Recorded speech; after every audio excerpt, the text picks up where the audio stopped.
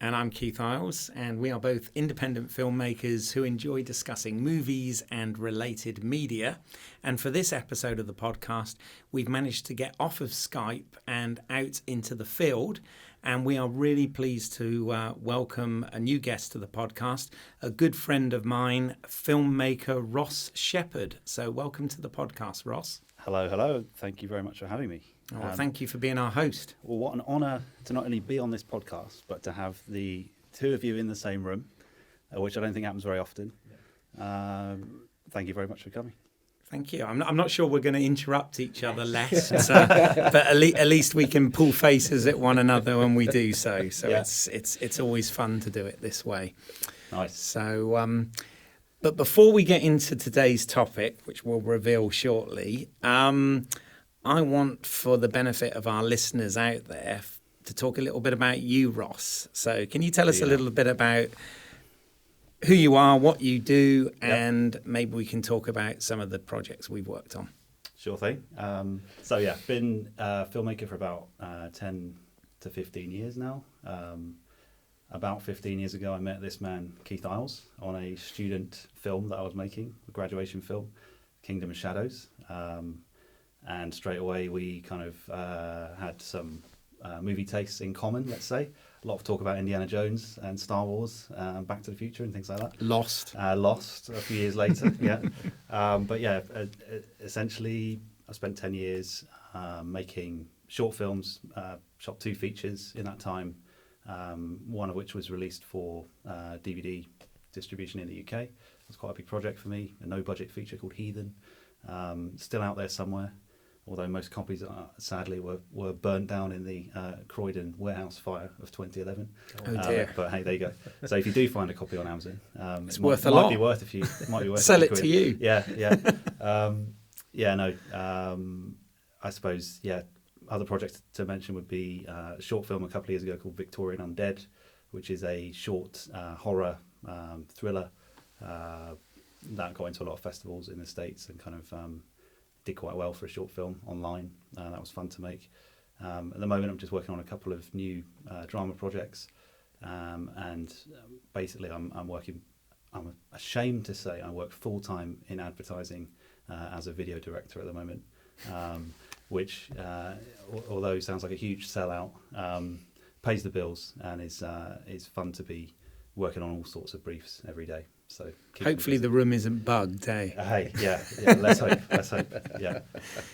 Yeah. No, I mean, obviously, we worked together a number of times. As I said, I was in your first film back in the days when I could play a dad to a young child rather than a dad to a teenage child, as it would be nowadays. But you also helped me on one of my first film that I made when I was back here in the UK, Cross Lines, which you co-produced with me and worked as sort of first AD, etc. Bit of everything. So a bit of everything. Yeah. So that was good. And like you said, we share many film and television tastes. So absolutely. Yeah. Including what we're here to talk about today. Yeah. Well.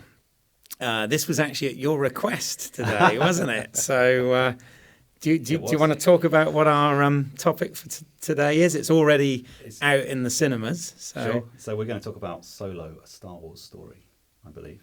Yes. Excellent. Well, we always like to let guests go first. So before we get into Solo, a Star Wars story itself, give us a little bit of your history with Star Wars as a franchise and sort of how you discovered it and what it means to you as an individual. Yeah. I mean, I expect I'm not alone in saying this, but Star Wars is a massive part of my life, and always has been since I was very, very young. And actually, for them to have made a film about Han Solo, that character in particular just resonates in a way that's kind of quite hard to put into words, really. Talking specifically about, obviously, Harrison Ford, I think that those films of the early 80s, Raiders, Empire, Temple of Doom, Return of the Jedi, those are the films that I was brought up on. Those are the films that I remember, sticking in the VHS recorder and rewinding and replaying with my older brother until literally the tapes were worn out. You know, every time they'd be on at Christmas, the whole family was. I can see you guys nodding. You know, it sounds very familiar, doesn't it, Simon? It is such a kind of. Han Solo is just such an icon, and everything about the original Star Wars trilogy is just so important to me as a person, and as kind of is really pretty much responsible for shaping my life, really. Without wanting to go too deep, I wouldn't be sat here right now. I would never have followed my interest in making films. I would never have studied film at university. I never would have made any films. I never would have met my wife. You know, wouldn't have the kids that we've got. You know, it literally, if you trace it, the love of Star Wars and therefore the love of film literally branches out into every facet of my life and my personality. So no pressure when it comes to casting a new character to play a young Han. And I'm not going to lie, when they announced this, I wasn't too interested in it.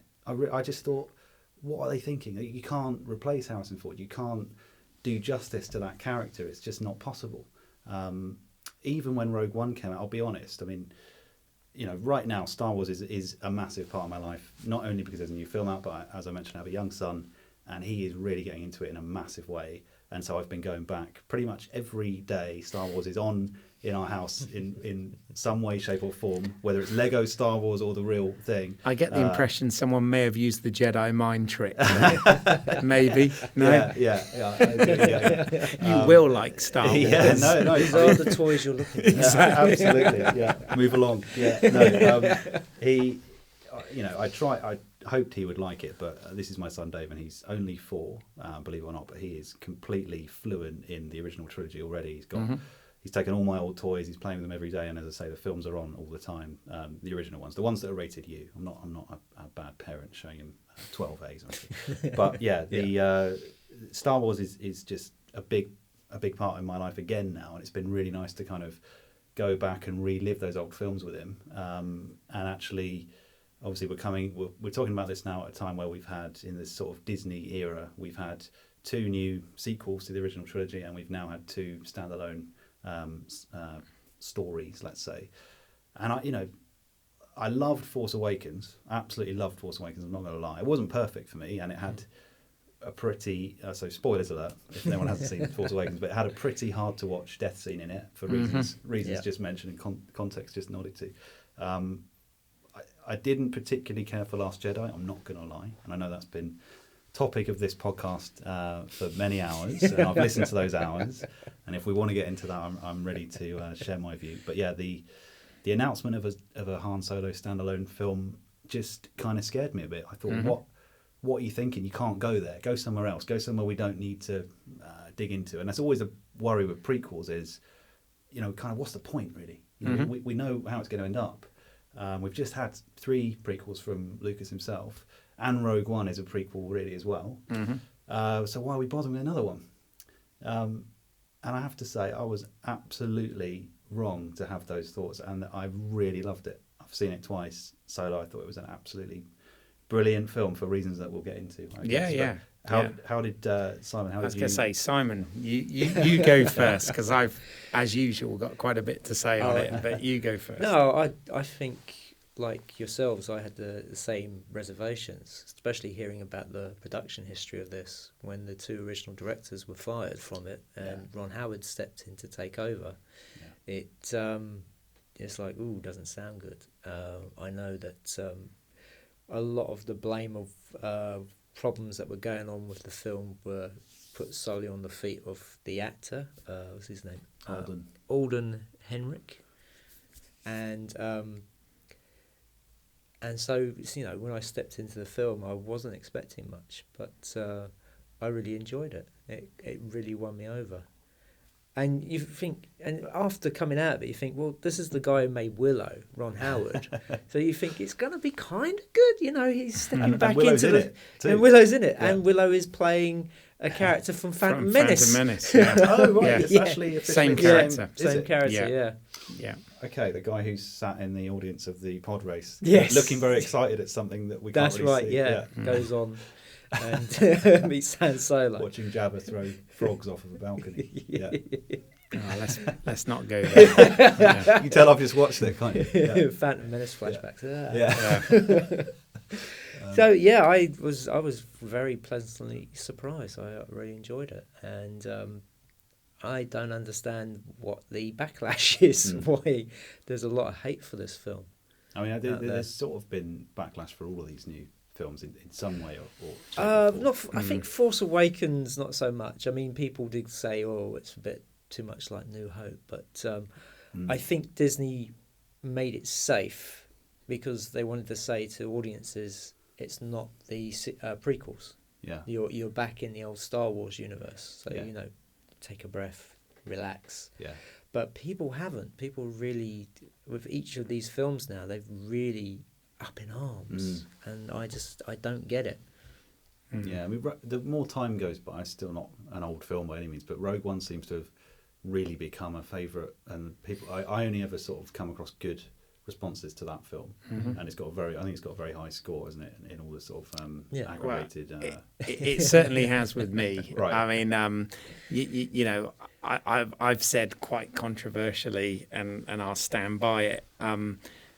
For me, I'm actually probably more of a fan of the anthology films that we're getting at the moment than I am of the actual saga ones. Meaning the new saga, the new trilogy. Yeah. You know, yes, as you mentioned, I found The Force Awakens, as we've talked about in depth on this podcast before, but I found The Force Awakens, incredibly entertaining. I like JJ as a filmmaker anyway. Absolutely. And but yes, I understand people's views about it being somewhat derivative of A New Hope. I don't hate it, but I have my reservations with The Last Jedi, which has been an ongoing conversation. Yeah. One of the things one of the things I want to say on the podcast, actually, because I'm getting a little bit kind of everybody's got a voice now in the new world that we live with, social media and platforms to give your own reviews and say things. And unfortunately, what that's bred is this sort of grouping of people, and especially grouping of like what they call toxic fandom. Mm-hmm. And one of the things that I get kind of annoyed about is if you've got anything remotely negative to say about The Last Jedi, suddenly you are sort of put into this bracket that you're a privileged, sexist, racist, homophobe, right? Which, I take objection to, because I'm none of those things, quite the opposite. Yeah. And, my issues with The Last Jedi are nothing to do with the sort of social justice warrior issues. There's nothing about gender or race or it's funny sex. You bring that up, because I will have to say the one thing for Solo that really knocks me out of the film, and it's that it's evading a lot the Star Wars films, is the fact that they put social issues into it, stuff that we're worried about now. It's supposed to be a galaxy far, far away. Yeah. So the character of the robot in Solo, L3. Yes. Yeah. L3. Go on about emancipation of droids. Oh, she starts. The feminist droid, which we've not sort of come across before. But it does. It kind of knocks you out of it a little bit, because I have to say she's an annoying character, and the whole thing about Lando being pansexual. You watch the film, you're like, what they're talking about. Yeah, I don't understand this. It comes from some comment that was made in an interview. It's just like which interview with you mean with the original actor that played Lando? Or no. I think with Donald Glover. Yeah. Okay. I mean, there's a whole thing about the robot saying, "Oh well, he has feelings for me, but I could never." Yeah. That's fine, but I mean that's different than wanting to have sex with the robot. Yeah, because that's what a pansexual. I mean, I had to look up what a pansexual is, and a pansexual is somebody. What is somebody. It's literally like they're not bisexual, they're not homosexual, they're not heterosexual. They just sleep with whatever they want to sleep with. Whatever. It doesn't matter if it's male, female, robot, blow up doll. Yeah. You know, Yeah. and I don't know if that includes animals or not, but the definition shouldn't, but yeah. definition I read is anything. Okay. Yeah. And it's just like, it's like, well, I don't want that in a Star Wars. No, film. well, Star Wars, in my opinion, and I know Star Wars is different things to different people, I get that, but Star Wars has never been about sexuality.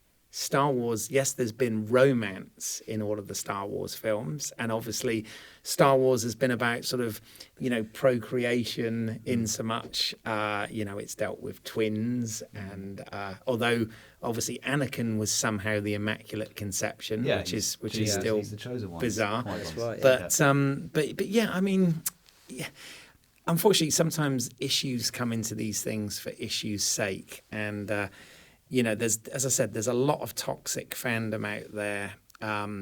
You know, Rian Johnson is getting a lot more stick than he deserves. I don't necessarily agree with every choice he made, storytelling wise, in The Last Jedi, or directing wise. Yeah. But he doesn't deserve the attacks that he's coming under.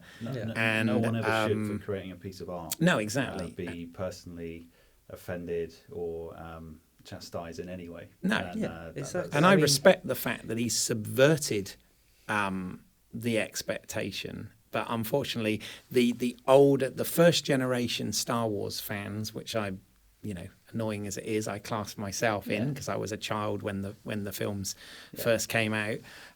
You know, a lot of them, you know, you're getting tagged as man babies and all this sort of thing. But a lot haven't been able to sort of let that go. And obviously, you know, I look at this and I know, and as objective as I try to be about any of it, I know that there's a lot of nostalgia that plays in this for me, simply because, as you said at the beginning, Ross, and we've covered this before, but Star Wars was a first in a lot of things in my life, which you can listen to another podcast to hear all those things. But it is so important to me and has shaped who I am today. So I hold it very dear to my heart. So you know, it's you know, you're going to have problems with things, I think. And you know, and as a creative person myself that thinks, oh, I want to do these things, you know, I'd like to be making these films,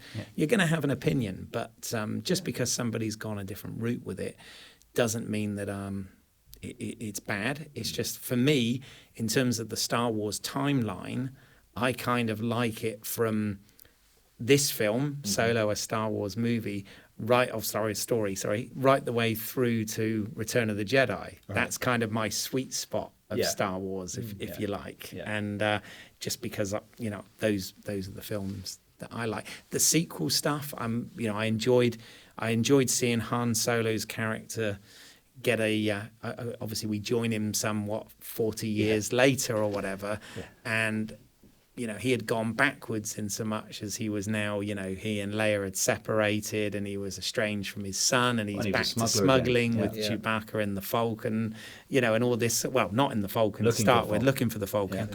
And you know, I've got some friends that say they think that was a bit of a step backward for the character, but by the same merit, I do like the fact that it kind of gave him a swan song.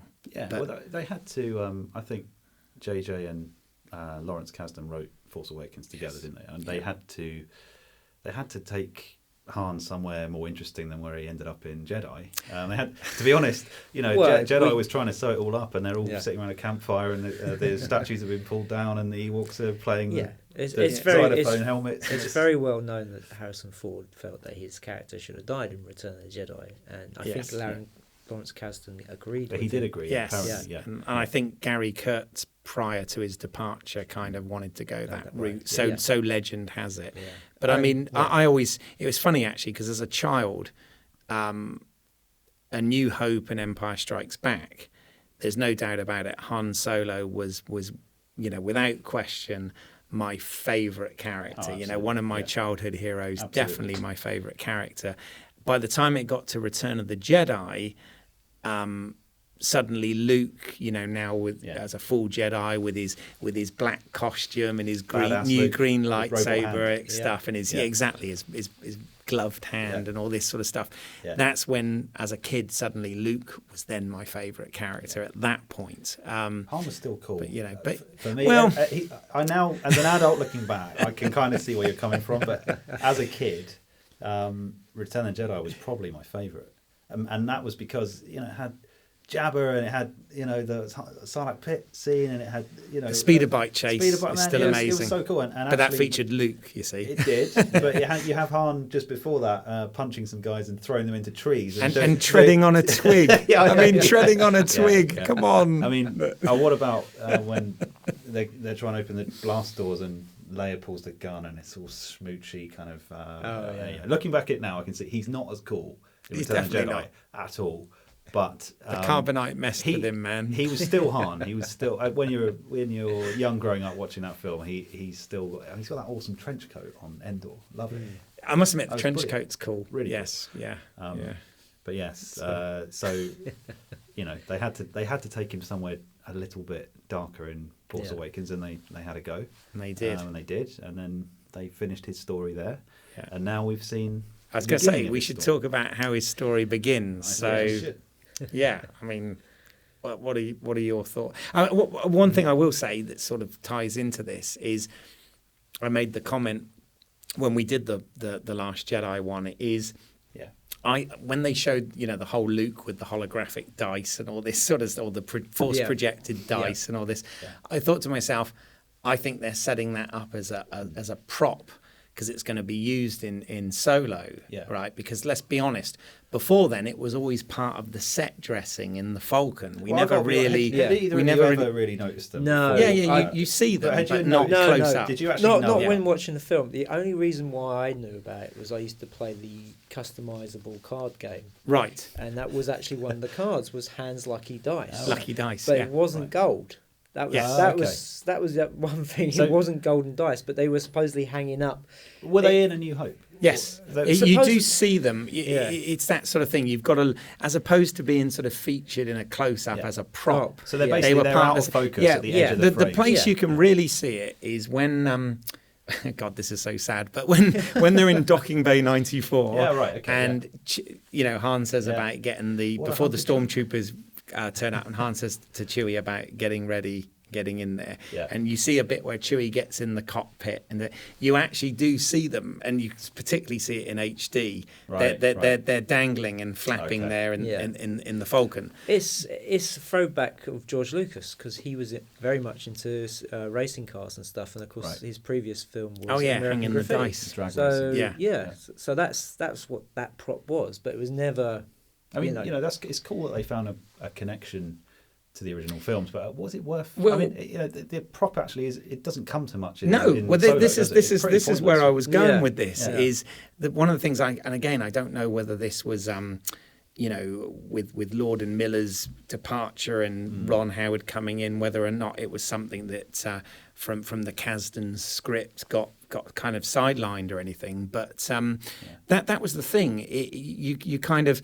You had it sort of set up in the future, if you like, in The Last Jedi, and then you saw them right at the beginning of Solo. He nicks a car and it's kind of. But then, in terms of the plot, especially the way he won the Falcon and stuff, it didn't really come in. And then right at the end, I thought that was a really odd. I know I'm jumping way forward now, but a really odd shot to end the film on was the close-up of the dice, and I sort of thought she gives them back to it, doesn't she? She does, but they didn't really. It's pretty pointless. I thought they were going to serve something a little bit more. I thought there was going to be explained, and they were going to be like some sort of extension of his character. They weren't really of his childhood and his previous relationship with Kira. That's what I take from it. Yeah, no, absolutely. But I didn't really need a physical object to do that, because I've just seen the scenes play out, and it didn't really add anything new to it. It's just a little memento. I do get the feeling they set up a lot for another film. Yeah. I think they were planning. Well, we'll leave that for the next film. They'll play a bigger part. We're showing them here, so because hey, as you say, it's more noticeable in The Last Jedi. Yeah. But it would have been cooler if they used the dice to somehow save the day, like maybe when they're trying to get away from the black hole. Oh yeah. Maybe if there'd been they a used jumper them, missing and they put them in the Falcon sort of circuitry or something. Yeah, Or it'd been the thing they needed to conduit the personality of L3 to become the Falcon's brain. That was another weird thing. The whole business with L3 being the Falcon's brain. Yeah. I mean, okay, so she navigated to get out of the castle to finish the castle run. Yeah.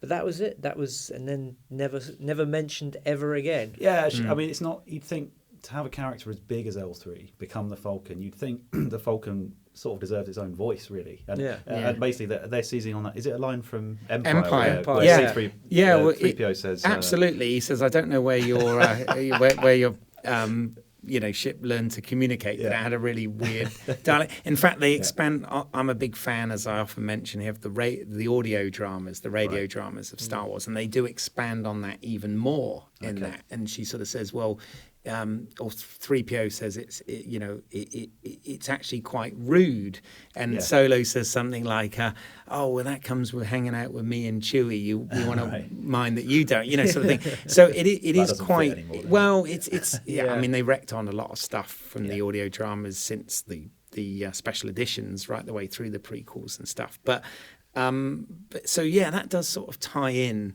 a little bit, but it's it's a very small detail to have included in trailers and things like that. The dice, but I guess that, I suppose maybe Kathleen Kennedy was looking for some sort of visual cue that threads through these new films that says this is still part of the Star Wars world, but it's not part of the saga. But it's still connected. It's still pure. It's proper Star Wars, and maybe they're just looking for little things that they can do. And don't forget, they had to put a trailer out after just changing. Well, not just, but they changed the director. And if you followed Ron Howard on Twitter, they didn't finish the post on that thing until like a week before they needed to. Wow.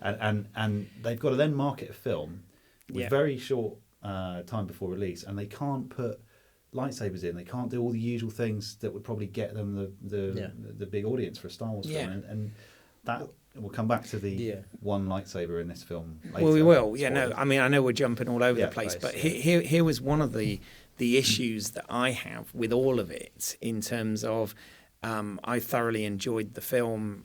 Like I'm saying, it's up there above some of the other films for me. I didn't enjoy it quite as much as Rogue One, but it's close. Yeah. And but one of the problems I had with it was the fact that it was only 6 months ago we'd had The Last Jedi, and I know it's like the 41st anniversary of the release of New Hope or whatever, that they did it sort of that weekend. But I really wish that Disney had decided to just hold this back to Christmas, so that we got a Star Wars movie. We've had that the last 3 years.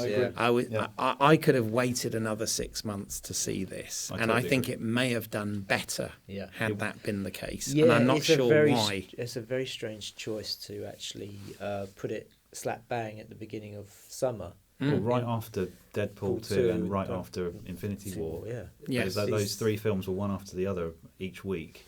And there is such a thing as movie-going fatigue, isn't there? People have only got so much money to go to the cinema because it's not cheap anymore. Exactly, and usually there's like I think it's because we got the World Cup starting this week, so a lot of they've bunched a whole lot of films together because they know once the World Cup's on, nobody's going to go and see this. Well, they won't get present a big company accepted. But it's that weird mentality that they say, well, our profits show that if the World Cup's on, we will not get as big an audience as when the World Cup's not running. But it will be long over by the time we get to December, so I mean, for me, and again, I'm saying this quite selfishly, but the last three films, because of the time they've come out, that's always been in BAFTA voting season. So I've always had a BAFTA screening with a Q&A for those films, and literally BAFTA did or Disney did nothing for this film which I was a bit disappointed about. I mean, without wanting to sound all snobby about it, but I do like my Q. Exactly. So I had to go and see it at the regular cinema. What the hell? Sit with us ruffians. No Q&A.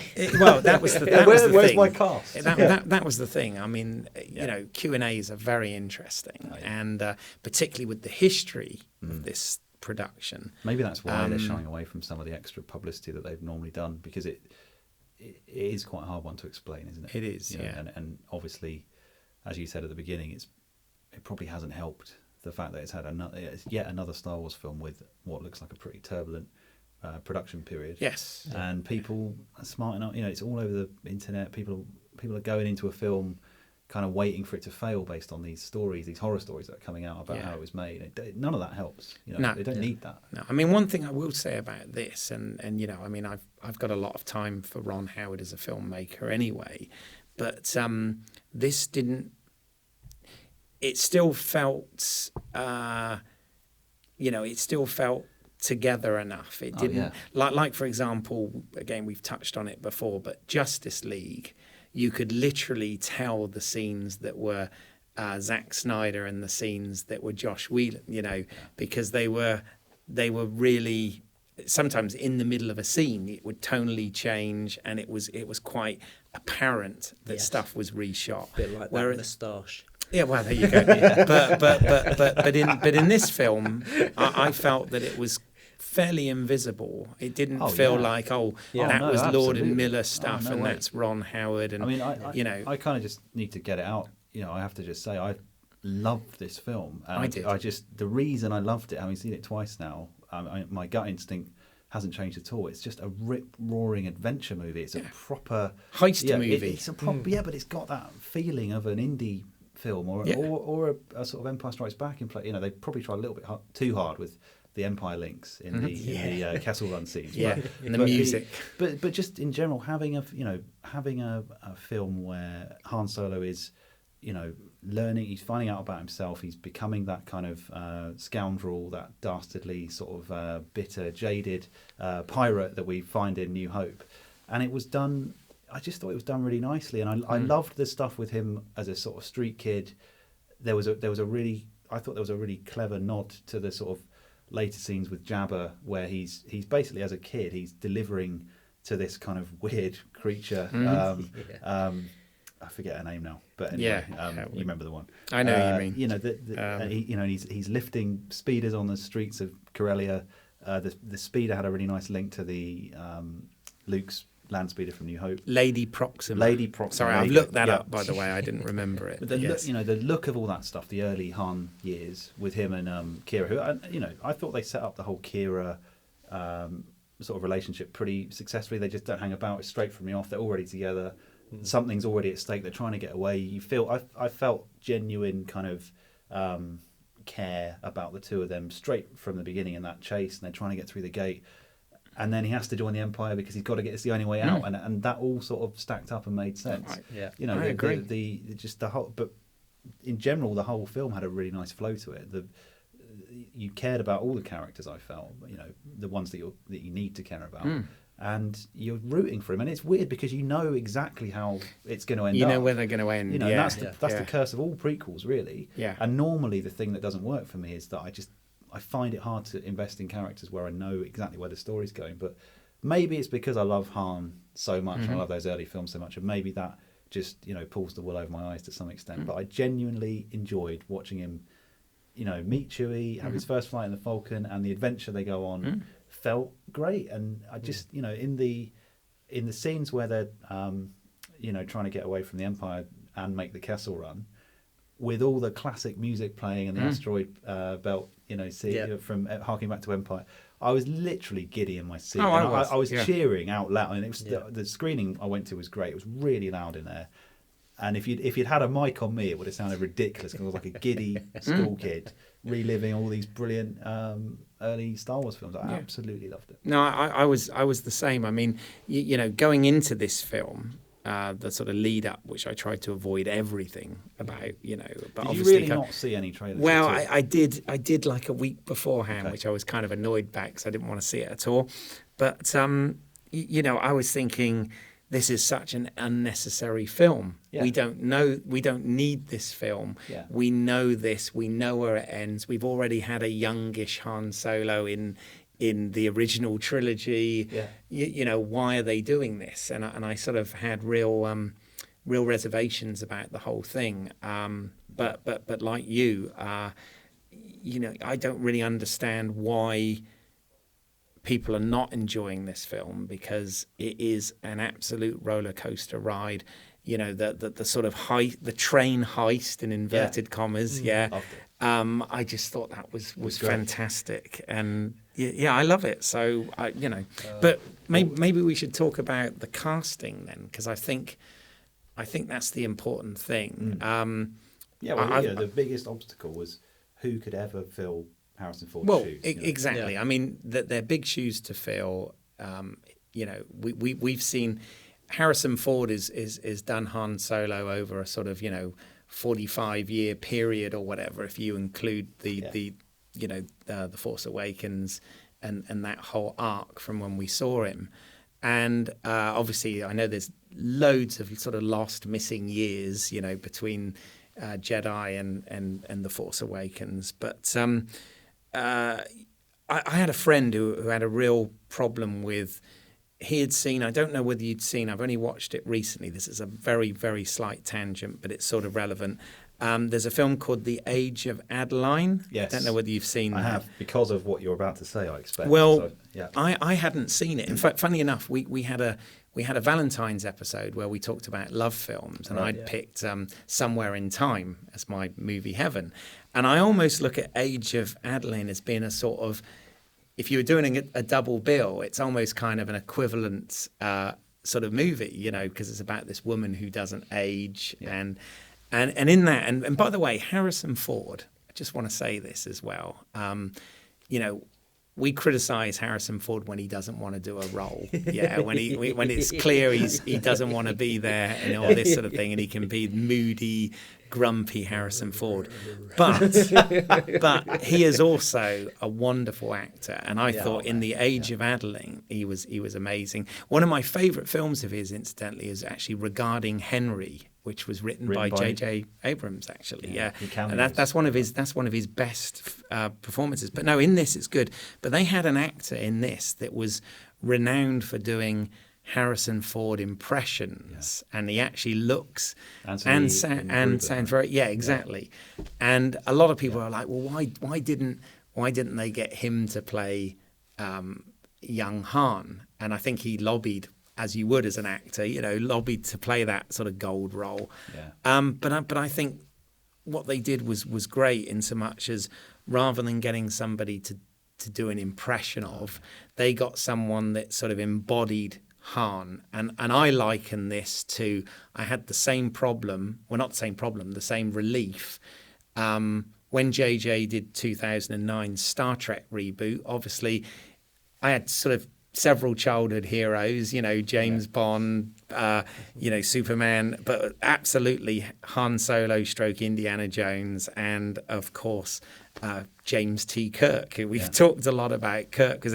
And what I loved with what Chris Pine did with that role is he made it his own, but I had no problem believing that this was a younger character before we knew him from the television series and movies, etc. Yeah. And they've done a very similar thing, I feel, here with the casting. I had seen this guy in the Coen brothers film I, Caesar, and I thought, actually, when I saw that, this guy's a good actor, you know. And I went along with it. I bought into it, and I felt that he did a pretty good job. There's never one point I ever questioned him. I was like, no, that's not Han at all. I felt the same, actually. And as I said, especially when they announced that he'd been cast, which was a long time ago. It was pre-Rogue One. You know, they released a shot of him.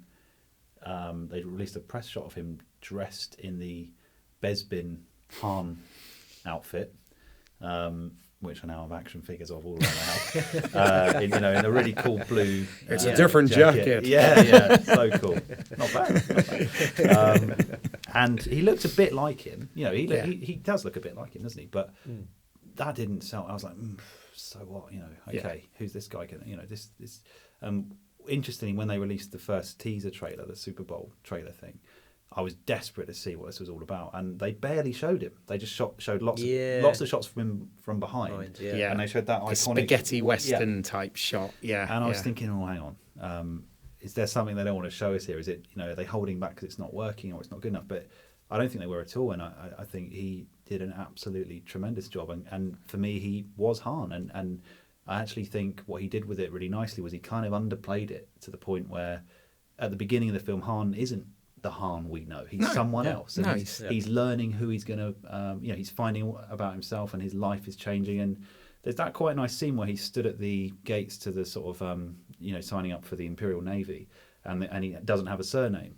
And the sort of administrator for the Empire is kind of probing him on who he is and where he's from and all that stuff, and there's something quite tender about that little scene, and he's just lost the love of his life, and he's it's as he goes through all those milestones throughout the early sort of the first few acts of the film, you see him becoming just starting to become that Han that we find in New Hope, and he completely nailed it. It really works for me, and by the end you don't actually get much of him and Chewie in the Falcon with them owning it in earnest. They go back, they win it from that Lando. felt a bit tagged on, I have to say. I just wanted more at that point. Yeah, like, let's go and see Jabba, and let's get into the rest of it. I have to ask, what the hell happened to the Millennium Falcon? Because in this film... Okay, how did you feel about it? It was just... For one, not seeing the forks at the front was kind of weird. That was the sort of more triangular. It took some getting used to, didn't it? It did, and also the colour scheme, because it's white with blue stripes on it, and it's it looks brand new inside. Everything's so clean, and I don't know like Lando. But I mean, I don't know how many years it's been. Well, it's meant to be about a decade, isn't it? I think about a decade. If you're going before on ages, New Hope. Harrison Ford was mid-30s in New Hope, and Alden is 25, right? So it should be, if they're going on that, then it should be about 10 years. So they've got 10 years to batter it up. And let's be honest, they did a pretty good job on the Kessel Run already. The exterior's kind of done. I was going to say that's the thing. It's the interior is much. It definitely got grubby in a decade. Yes, big completely time. yellow. Like maybe Chewie's got a really heavy smoking habit. Smoking habit. Yeah.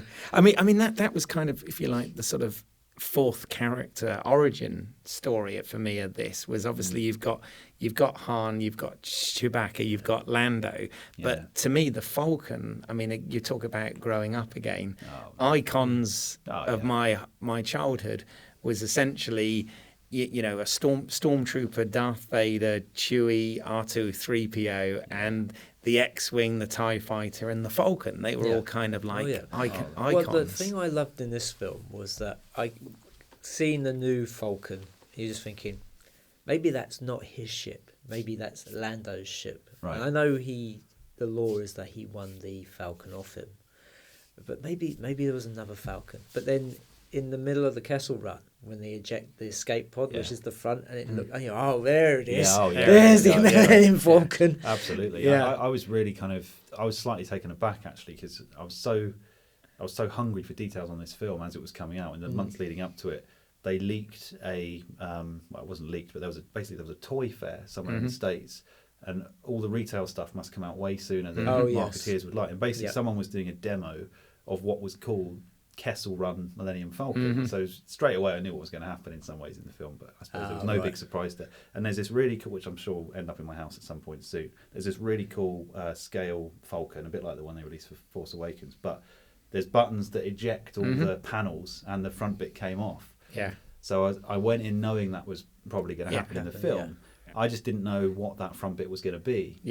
Lando makes one reference to it being an escape pod. Well, he just says there's an escape pod installed on it, and it's like, oh, okay, that could have been anywhere. Well, I felt that they missed a trick there, and they could have actually, I don't know, they could have had a character ride out in it, or they could have, Han sort of shoots it to the space squid or whatever it's called. But it's actually all happens very quickly, and you don't really get a good look at it.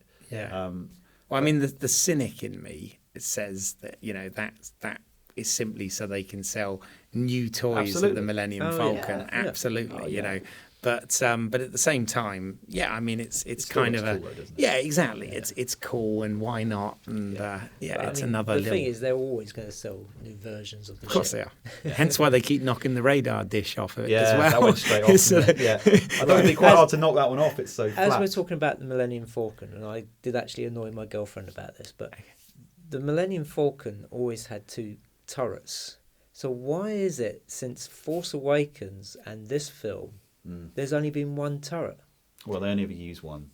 But They they never bother just showing the top one, do they? It's a weird thing, because like in Force Awakens, the whole thing with Finn. Finn Yeah. being stuck in the bottom one and having to wait, Yeah. he could have just run up to the top one. Yeah. But they've completely taken True. that one away. And from playing with the toy, there was always a top one and a bottom one. I mean, just from A New Hope, when Luke and Han are fighting off the TIE fighters. Oh, yeah. Yeah. So for these new films now, and including Solo, there's only the bottom turret. I hadn't really thought of it that way, but yeah. But it's just that little detail does annoy me a bit. It's like, well, no, there's 2. Okay, maybe they don't want to show people running up and down sort of the ladder and stuff, but I also don't remember the Falcon having this sort of Steering no, wheel they didn't have thing. the steering. No, Han was just flipping little switches and Yeah, stuff. yeah. and then you didn't really see what his hands were doing, did you? Yeah, exactly. Whenever they went into hyperspace, you saw the sort of the cylinders they would push Punch forward. it. Yeah. Yeah. And now And that it's was more it. of a bar thing, isn't it? Absolutely. So- which I think it's a bit unnecessary. really. No, I mean, I know exactly what you mean, because me, I like continuity and details, but yeah, I'm not. I mean, you mentioned about the name thing, and I've heard quite a few people sort of really say that was a bit shit, getting the name Solo the way he did. Right, yeah. However, I don't mind it at all. Well, But people are not keen on that. Well, I think a few of I my just friends said think they thought it was a bit shit. I think it's the actor who did it. I think Right. the way he delivered that line wasn't very good. That was one of the only things that kind of threw me off. He's asking all the questions and stuff, and then he goes, "Okay, Han Solo." That's how he delivers it. Han Solo. And it's Well, like, needed Adrian Edmondson back, didn't yes, they? they did. Oh, Yeah. dear. Han Solo.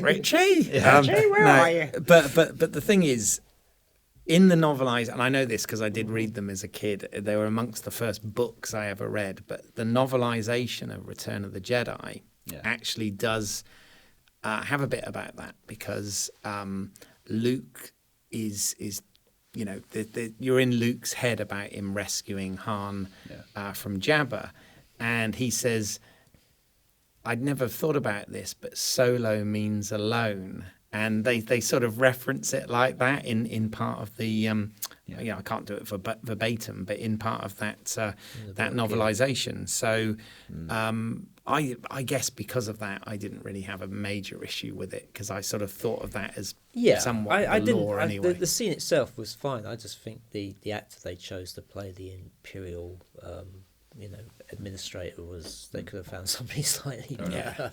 But I think that's what they're kind of latching on to. Yeah. It's like anything. It's like Russell Crowe saying the dialogue in Gladiator was shit. His line, that made it into the poster about a general who became a slave who became, that whole speech he does, it's amazing, but yet he thought it was shit. And I know, I remember hearing on the set that when he did it, because they actually, it took a while for them to actually shoot. He wanted rewrites and stuff, and after he did it, he shouts out to Ridley Scott, "That's how you do lines." Right. But yeah, I mean, delivery can sell or not sell something. Yeah. So I just think I don't know if the actor was. Yeah. I'm sorry to pick on the poor guy. He's probably a very good actor. He's in tears now. You know that. You've broken his heart. Have I? He's listening to this. No. Oh, dear.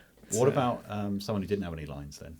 We haven't talked about Chewie, and he's obviously pretty much the co-lead in this film. So how did you feel about the the development of the Han and, or the start of the Han and Chewie relationship. Well, which a is a pretty special shower's thing. always a thing. Isn't it? The shower's a little, Just a don't little drop the weird. soap. Yeah. It's just like, wow, what else do they get up to when the cameras aren't on them? Exactly. You know? I mean, first of all, and again, it's going to sound like I'm Last Jedi bashing here, but It's okay to do that it's if you want. nice that Chewie, who is Oh, a fan favorite character, Absolutely. actually had something to do because, again, with all respect to Rian Johnson, I thought that the character of Chewbacca in Last Jedi was completely wasted. All we He's had him was He's trying to fry a porg and feeling guilty about it or whatever. Yeah, a few flying shots at the end. Yeah. But he's not really even in a driving seat, is it? It's No. Rey's doing it all. No, exactly. Completely wasted him in that film. Yeah. He could have done loads. And yeah, he's almost in every scene really of this film. Yeah. It's great to have him there the whole time. Yeah. He is. And I mean, that's one of the things that makes this film on 12 really, is that the scene where they first meet. I wondered how they were going to do it. I kind of knew. I mean, you probably guessed as soon as they said feed him to the monster. I thought, okay, to this the is beast. going to be it. But I thought it was nicely done. Yeah. It was pretty dark though. I mean, he's a few seconds away from killing Han there.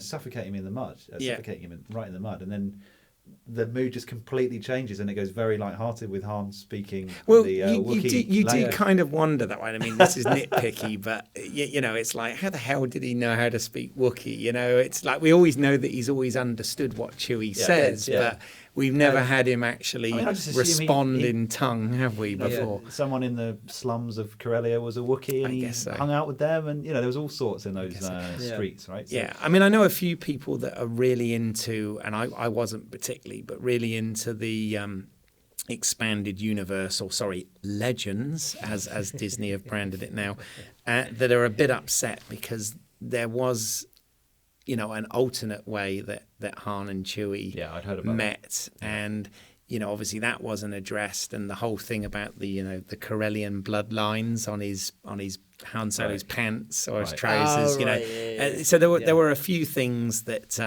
in the lore of the of the Legends comics were sort of, or comics, novels and comics were explained that weren't. But no, I mean I'm not precious about those things, and I thought they did it perfectly well. The novels, I remember, it was Chewie was with Han because of a life debt. Yes, exactly. Yeah, But it never kind of rang true to me because they did seem to be friends, and that's what they got in Solo. Mm-hmm. I mean, the fact, Han did rescue Chewbacca, but it it wasn't like Chewbacca. Chewbacca. Really. Yeah, but Chewie never sort of went, now I will stay with you because I owe you. But I mean, for me, actually, there was something missing there because I didn't really see enough reason for them to just become buddies for life in this film.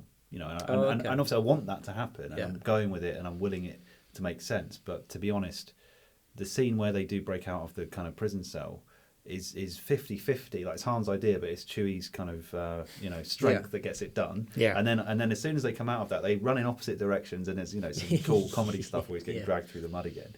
But once they're free of the kind of heist, or they're both, the sort of Woody Harrelson story is kind of coming to a close. There's not. I mean, hasn't Chewie got somewhere to be? We know Han hasn't. But Chewie had a life where he wants to go and free other Wookiees that are inside. But why they? There's not a proper reason for them to be together. I think there was like a quick shot in the Mines of Kessel that his clan was freed or something. I mean, they didn't get into that enough. They didn't get into it enough. No. And actually, the Wookiee. There's one other Wookiee that's sort of featured in this film. Well, I assume it's a Wookiee, and the reason I say that is because to either of you guys, did it look like an ape from 2001 and not a Wookiee? Did a It bit, did yeah. look weird, It did a bit, yeah. yeah. What was that about? Yeah, Maybe that because was you a- saw other Wookiees in the Yeah. prequels, didn't you? Yeah, and, they look normal. and they look kind of like Chewie. Yeah, Although Unless, of course, that was a female Wookiee.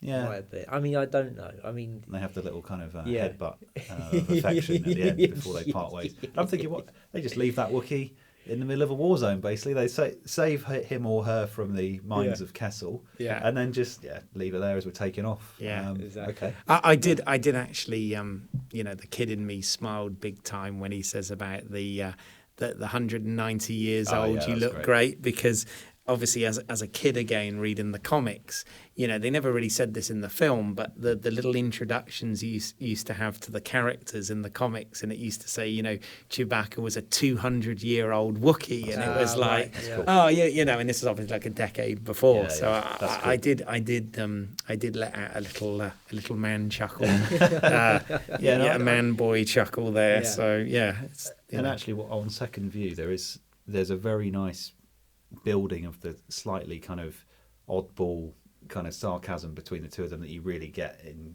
Empire and New Hope. And even in The Force Awakens, I do love that bit when they're on the snow planet, when they're going to go and attack, and he goes, "Oh, you're cold," or whatever, that little.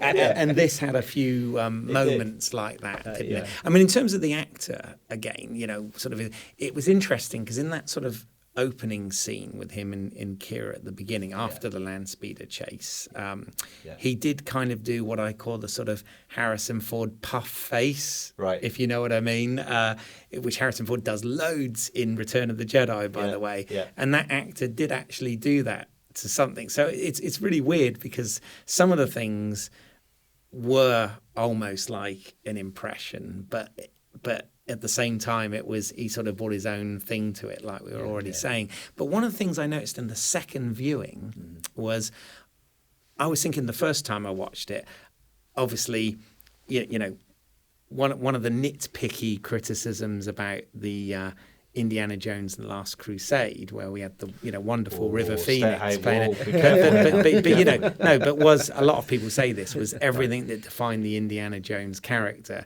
happened in sort of one morning or whatever in his life. But I was wondering whether we were going to get a scene where Han cuts his chin. But it's there. But exactly, when I saw it the second time, and that was for me. And the I'm second like, time. Did the makeup guys just go to that much detail, or is that But just why not coincidence that guy's got a scar as well? But Did you notice it? I've noticed it, but I didn't see the second. I haven't had the second viewing. Right. So I noticed it on the second viewing, and I was like, "Fucking hell, he's got the scar and everything." But they kind of haven't done it enough to make it worth doing. It's so subtle, isn't it? Well, that's a nice thing. That's just an added thing to his character that just sells him more. Yes, we're all sort of in agreement here that he's done a good job, and he's has stepped. I do into the think shoes he's of done a Harrison great job. Ford. Yeah. But they sort of continuity-wise, they have to have certain. Well, things. and I mean, I love that. I mean, the fact they've, because if they hadn't done it, I would have thought, well, there's obviously many more years of adventures before we get to New Hope, so it happened sometime. Well, maybe he in does, that. But Han ends up taming lions as well. But, You never know. Or Han joins the circus. There you go. Yeah, but Star Wars story. But those Han had some sort of, or he had some sort of big Corellian boots to fill after Harrison, or before Harrison in this case. Absolutely. And I think I really haven't got a problem with that at all. But we also need to mention, I mean, as much as a Han Solo story, this is also kind of a very much, I think, a Lando story as well. And I mean, what are your thoughts on Donald Glover's performance as a young Billy D. Williams? I mean, a young Lando Calrissian. Yeah. Did you think? And I thought he had it absolutely spot on. It was almost spooky. He had the voice. Yeah. I mean, I'm not saying he was doing an impression like you say with same with Alden. It didn't feel that way, but he really embodied how I felt Lando should act and behave. He felt like a younger, cockier version of who we meet in Empire Strikes Back. Yeah. And just there was some really nice mannerisms and intonations that Donald Glover put into it that absolutely just nailed it for me. Really nailed it. And because I hadn't seen him in much before this. I hadn't either. I've got to be honest. I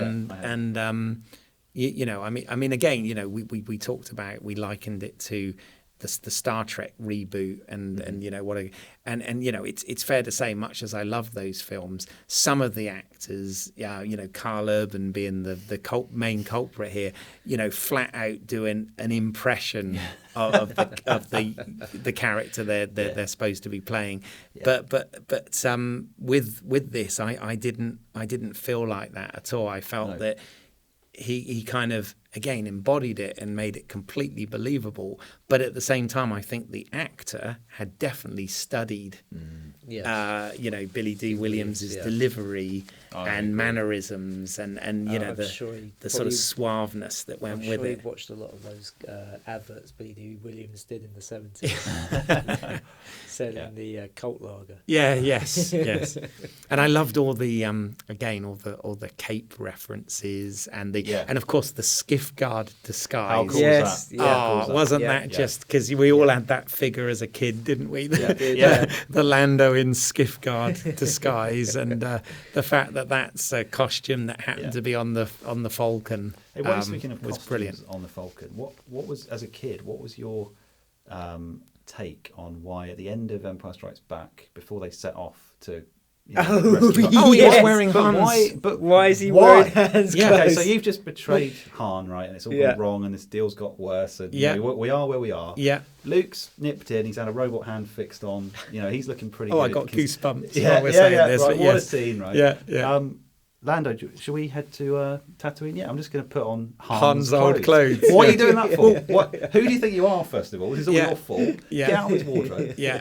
Put your own clothes on, mate. Again, and this is again, really nitpicky and really sort of unnecessary. It may have been too much, but one of the things I was upset about in the last scene of Solo was the fact that Han had the waistcoat or the ammo vest or whatever it's actually supposed to be on, but he had it with his black shirt like he'd been wearing through the whole film. Yeah. So it was kind of, and I kind of wished for that last scene that they'd put him in the white shirt. I mean, that would have been really on the nose, I know, but I was kind of like, why didn't they just do that? I mean, I can't fault the wardrobe. I like the fact that it was unique, but at the same time in the vein of what Han would wear later. Yeah, and it wasn't like somebody handed him the clothes. Here, kid, put this on. Yeah. No, red stripes suit you. But where the hell did he get his clothes? Because he's a soldier covered in mud. They hitch a ride on that freighter thing as it's taking off, and then they're in the shower, right? Together, which is a bit weird. Chewie's just naked for the rest of the film. Yes. And Han has this really well fitted. Again, different bandoliers so they can sell new toys. Which I liked actually, which is really cool. But Han was lucky that there were just some really nicely fitting, nicely designed clothes on that ship for him, because he gets through the rest of the film in that gear. But at least we saw him get his blaster and holster. You're right. And actually, I think spot on. To answer my own question, it's obviously that we're supposed to feel that he's his mentor is this Beckett, this father figure, and he just basically is probably wearing his stuff, right? Yeah. Well, which again, I mean, we've sort of talked about the classic characters that they've reimagined with younger versions here, but of course we've got this includes quite a lot of new characters to the Star Wars universe, and I mean, what were your thoughts about the rest of the cast? Did they work for you? Yeah. I mean, I suppose if there's kind of phases in the film that you meet different pockets of characters, aren't there? So we should talk a bit about Kira, I guess. Mm-hmm. Emilia Clarke, we know from Game of Thrones. And Terminator Genesis, obviously. Of course. They're shining light. She's trying to wipe that one from her CV. I noticed she's been bad mouthing that. I thought she was pretty good actually in this. I did, and I have to say on second view, some of her lines there's a few deliveries in there that I think maybe aren't the strongest. Right. Obviously, they take her character somewhere quite interesting. Yes. And she's, I like the sort of Teräs Käsi assassin sort of vibe that they've put into it. She's not particularly multi-layered, is she? But she doesn't have a great deal to do in the body of the film either. She's at least they didn't just kill her off, though. Sorry, spoilers, but they didn't just kill her off like they would. Yeah, I thought they were probably going to do. Yeah. I mean, it was interesting that they kind of set her up to be, because that was his thing for getting out of the Empire. He wanted to go back to Corellia and save her, and she had got out by herself. And quite a coincidence that they end up meeting again. Yes, in the middle of Hugely another coincidental. yeah. In that massive Star Wars galaxy, you know, where everybody knows the Skywalkers. You know, Have you met my like- friends, the Skywalker? yes, He's got a bit of a breathing problem, I'm afraid. Yeah, yeah, we don't mention it. No, I mean, she was okay, I guess. I thought that her character could have. I just felt like she could have had a bit more to do. I quite enjoyed the slightly farcical, you mentioned Lost earlier, to reference the sort of Wookiee prisoner trick that they play in Lost a couple of times, and they do it in Solo, right? Where they show up at the Mines of Kessel, and she's pretending to be this big shot, and she's put one of Lando's capes on, and she's trying to call the shots and all that. I thought that was probably one of her best kind of moments in the film. And then I have to say, just to sort of touch a bit on the ending, I did like where they went with her and gave her that slightly darker edge, and she just leaves Han at the end, and obviously she's off to meet. Are we going to say? We will go. I mean, that's another whole conversation. But I don't know whether you want to go there now or later. We'll come back. Yeah. But yeah, I thought she worked out. Obviously, that I think that with the casting they were trying to nod to Han's taste in women, because she's got quite a strong similarity to young Leia, right, in her look, her hair, and some of her costumes. I thought. Yes, a little bit. I didn't really notice. No, I didn't really notice a Leia sort of look at all. Really? Yeah. Interesting. trying to make Han have a type. I mean, because there was a scene, a deleted scene from A New Hope, where Han was with a woman in the cantina before meeting a human Ben or a Greedo lady. No, or something. no, like a human Lady Jabba. Well, there was because one of Luke, the scene with Luke with Biggs, just with which got cut out. Oh, there's quite a lot of that stuff, isn't Yeah, there? yeah. There was a girl there, so a lot of the girls sort of. That was got Q cut out. Stark, wasn't it? As Yes. Cammy. Yeah. How gutted would you be cut out of? New Hope? Hey, she got paid, I'm sure. But I have to ask though. I did feel. I've heard this complaint online, and I do kind of agree with it a little bit. But do you think it would have been worth just having one scene at the beginning before they jumped into the speeder, just to cement their relationship, just a scene with the two of them? You do get one where he's come back from stealing this coaxium or whatever it is, and then they're very quickly off to see Madame Proxima. In the speeder chase was obviously a massive nod to Indiana Jones the Last Crusade. Going between the ships, and there's not enough room. Go between them. Yeah, exactly. Go between them, are you crazy? Yeah. There was quite a few. But that's like a nod subtle. to Empire Strikes Back when he does it with the the space slug thing. No. With the Imperial ships. Oh, the Star Destroyers. Star Destroyers. Yeah. How did I not remember that? No. That's okay. It happens. Yeah, but I think that was a callback to that as well. Yeah. But no, I think just to sort of cement their relationship a little bit more, it would have been nice, just like a scene of the two of them, even if it was just maybe them going through whatever marketplace or anything that Corella has, that we see a bit more of that instead of just jumping straight into the action. I agree. I know it's a Star Wars film, and Star Wars films do start off immediately with a piece of action. Yeah. Every one of them does. Yeah, I liked the running start. I did. Obviously, I was intrigued to see if they'd give it a title crawl or how they'd get us in. Yeah. I thought it was okay. It was I mean, okay. they always have the long time ago in a galaxy far, far away, which is a given. But, that was enough for me, but they actually put quite a lot of they stuff did after that. Put a bit of thing about Corellia, the smuggling world and all this sort of stuff. And then we get, the Solo logo, and he literally sort of he's bombing it, drives through it, doesn't he? Yeah.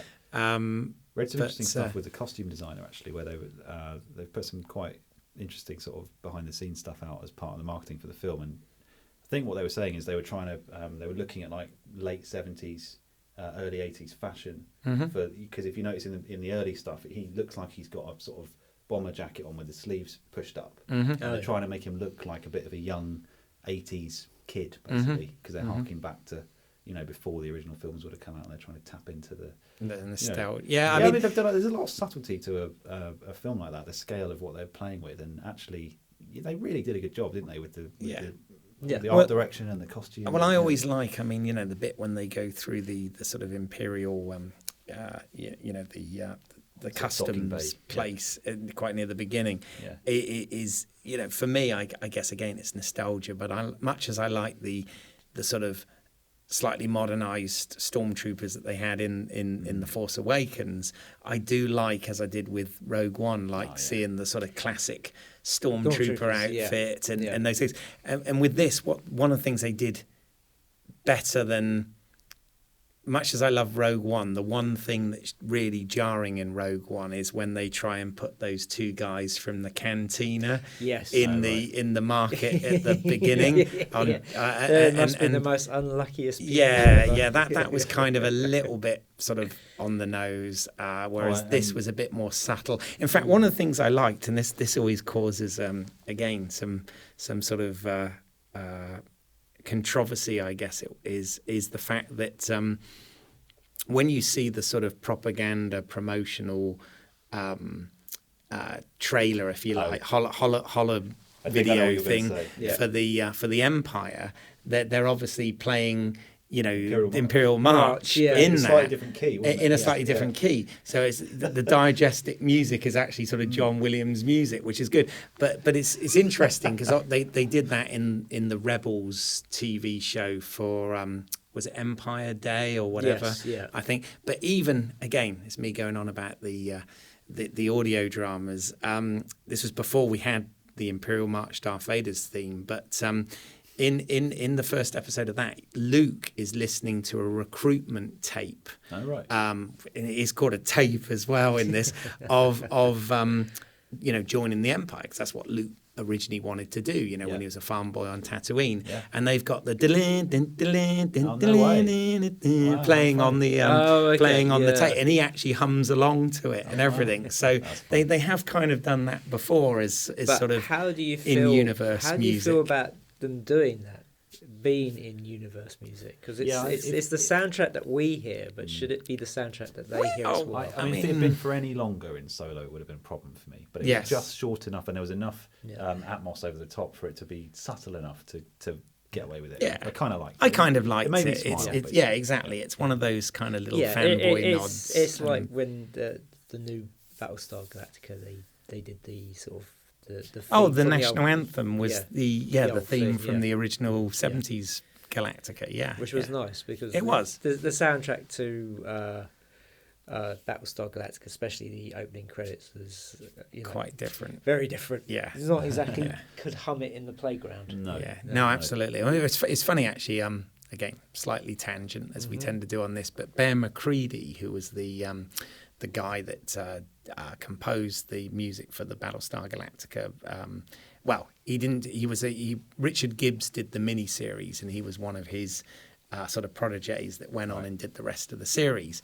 I heard him interviewed once, and he said, interestingly, because he also did the Sarah Connor Chronicles for David Nutter and that sort of thing, and he said it was interesting because with Battlestar Galactica, he was told to go completely away from what Stu Phillips and stuff had done with the original material, go completely in the opposite direction. Yeah. But then with the Terminator series, he was told to take a leaf out of Brad Feidel's book and have some of those classic sort of Terminator sounds. So he had sort of two different things to do. But anyway, I've gone off on a tangent. I thought I'd mention that.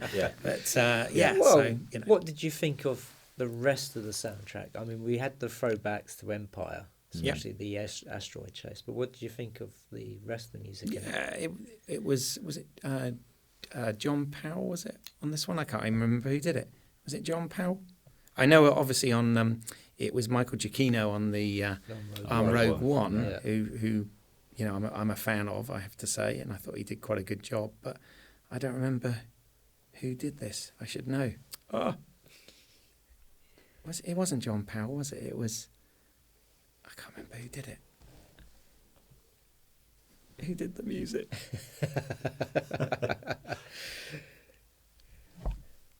I mean, there was a new theme in there for Han. There was, which, yeah. Actually, again, keep saying it, but on second view, sort of landed a bit more for me. And if I'm honest, the first time round, I was only, because I'm just such a ridiculous fanboy, I was only kind of really picking up on all the reprises of the John Williams stuff, which I loved. Yes.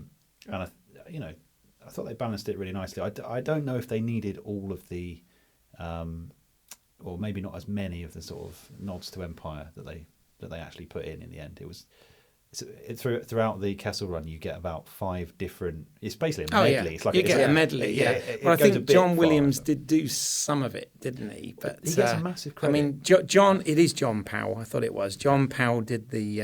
I've looked this up now. Yeah, John Powell did the main score, and John Williams did, what they call the Han Solo theme and original Star Wars music. Oh, so he wrote the new thing? Yeah, apparently he just wrote the one thing. But, okay, interesting, because it's in it quite a lot, actually. Yeah, I think. Yeah, it is.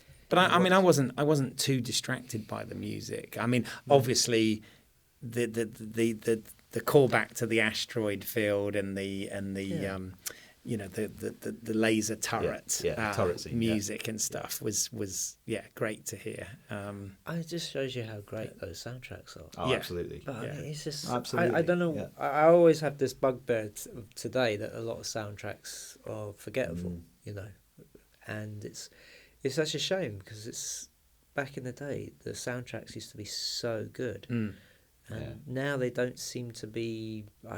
I don't know, they're very functional instead of actually being something that you can hum. Yeah. Doesn't really drive it along. And actually, that's part of my sort of delight with this whole film, was that, seeing modern action movies, this is a bad example, but Pirates of the Caribbean, or even some of this Marvel stuff, it hasn't been working for me in the same way that those classic 80s action movies used to do.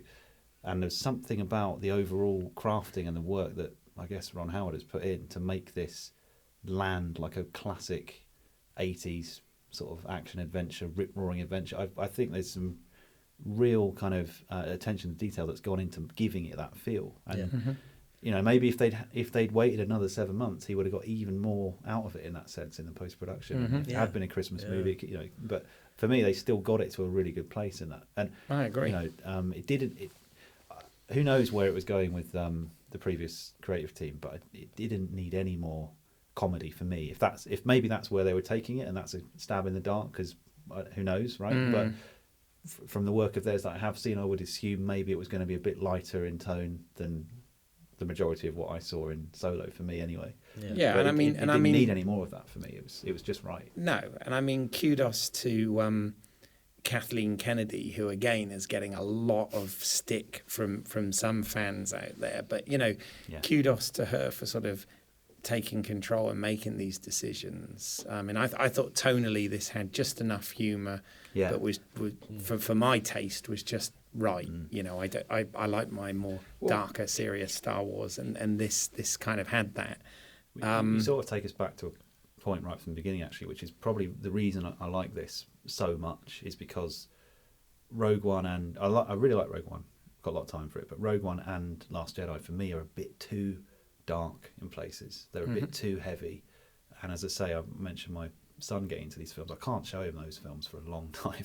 They're too heavy. And there's basically nuclear bombs going off in Rogue One. And, Rogue One's very dark. It's extremely dark, and there's a massacre with Vader, and it's really powerful stuff to watch as an adult. But for me, Star Wars shouldn't be going too far in that direction, I guess. No. And Last Jedi has a lot of darkness. This is a problem that started with the prequels, especially with Revenge of the Sith. Yeah, absolutely. Yeah, I totally agree. I get what and if anything, someone should just take the time to just quickly pay tribute to George Lucas in general for everything he's done and how amazing these films are and how amazing this whole franchise is. But with the prequels, obviously he was going in a slightly different direction, and the Revenge of the Sith is very heavy. It's kind of the direction he was going throughout those films, because they for films. This thing with the original trilogy, you sit down, watch them, and they're fun. They're a ride. Yeah. And then when you get to the prequels, there's all these politicking going on, and the politics gets more and more as you Yeah, go throughout and the actually, films. do you know what? And like, slappy stick stuff. there which is, I but don't like. having recently rewatched the prequel trilogy and rewatched episode 1 about 8 times last weekend, I've actually got to say that I don't think episode 1 is as bad as everyone says, and I don't think it's the worst Star Wars film.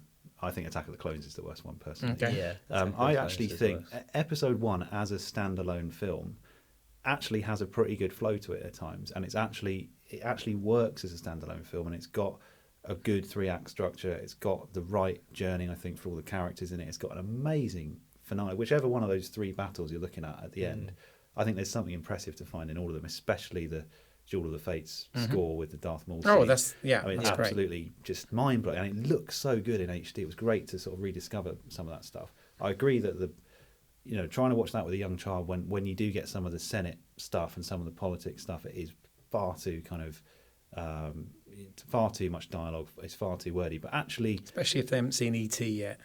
yeah, well, yeah, and it's not exactly tucked away, is it? It's right there in the bottom sort of third of the screen. But I just don't think it's as bad as everyone makes out. I don't think Jar Jar was a great choice, personally. I think he would have worked as a, if he hadn't tagged along for the whole film, it would have been much stronger for me. But actually, it's all shot on film. It's got a really nice look to it, and there's far less green screen at play and blue screen at play than the other two. Yeah. And there's a lot of practical work, and especially if you can still get hold of the version, which sadly I couldn't, but if you can get the version where Yoda is a puppet with Frank Oz actually operating, I think even though you don't like that puppet. Well, no, the it doesn't look too right. different. I agree. But, Considering he's 900 years old and this is like 35 years beforehand. It's like he has a nose It's job like before really. Empire. But no, He went downhill very quickly. but here's the weird thing, about Star Wars, and obviously they've got all these sort of plans to do different things, but people always say about the prequels, not being good, and for the reasons that we've all said, like dramatically, we kind of know where things end up, so the stakes are somewhat less. Yeah. And some could say that Rogue One and Solo are sort of throwaway by nature, but again, these are prequels, so we have gone back to prequels again as well as sequels, for the saga. I think the general problem with the prequels was the fact that there was so much put onto Anakin becoming Darth Vader, and it was nothing. It wasn't about anything else. That was all it was about Anakin becoming Vader. The problem was Anakin was just a brat. I mean, he's like, if there was a lineup of people and you go, right, which one's going to be Darth Vader? They go, that one. He keeps moaning, he keeps complaining about, Obi-Wan not letting him do enough, and he wants to do things that the Jedi Order don't want to do. Yeah, he's an angsty teenager, basically. It's But like there's- Luke was in but I mean, A not New to, Hope, but not to that. No, Luke wasn't that annoying. I mean, I he always- goes, massacres a Younglings. whole village of Tusken Raiders. Yeah. It's pretty heavy stuff. I agree, and I think having the opportunity to review those films, the thing that's really missing is a sort of, for a Star Wars movie, is a kind of Han type scoundrel character, a lovable rogue, a smuggler. It could have There's done not with much of a cast, really. Well, no, the Jedi's are a bloody sullen bunch, aren't they? they're boring And as as much hell. as I love Ewan McGregor in those films, he doesn't. You don't get much of that kind of classic Star Wars sort of ride out of it. There's a lot of politics, there's a lot of talking, and it doesn't. For me, they didn't never quite deliver on what I was looking for. Yeah. But I still, having actually out of interest watched a bit of the making of some of them recently. You got to respect what he was doing, because no one had done fully CG characters interacting with dialogue. No one had done the level of effects work that he took it to in the second two. Love or like the films, he's pulled off some ridiculously ambitious stuff. I mean, there are scenes in the making of episode 1. There are scenes where they're sat around a table. This is pre-iPads and phones and laptops, and they're looking at the budget sheet. They're talking with the animation lead from ILM, and they literally don't know if they can even finish all the shots that are left, and the release date is coming, and it's technology that's never been tested, never used before. Yeah. And Lucas is this amazing kind of visionary, sat there quietly, just self-belief. Yeah. And it's his own money he puts up every time. I know he's got billions. He's a great innovator. Yeah, but I just wish he spent more time on the script. Well, here's the thing. I mean, again, back to Solo. Oh yeah, sorry. Is Solo. no, but that's a really good into it with the script. Is this was written by Lawrence Kasdan and obviously his son, right? Yeah. And who, let's be honest, Empire, Jedi, Indiana Raiders, Jones, Raiders, sorry, all that was all kind of from him, and obviously the stronger stuff was a lot of, and also The Force Awakens, of course. Yeah. But apparently this had been in development by Kasdan and Lucas and whatever prior to the whole Disney Really?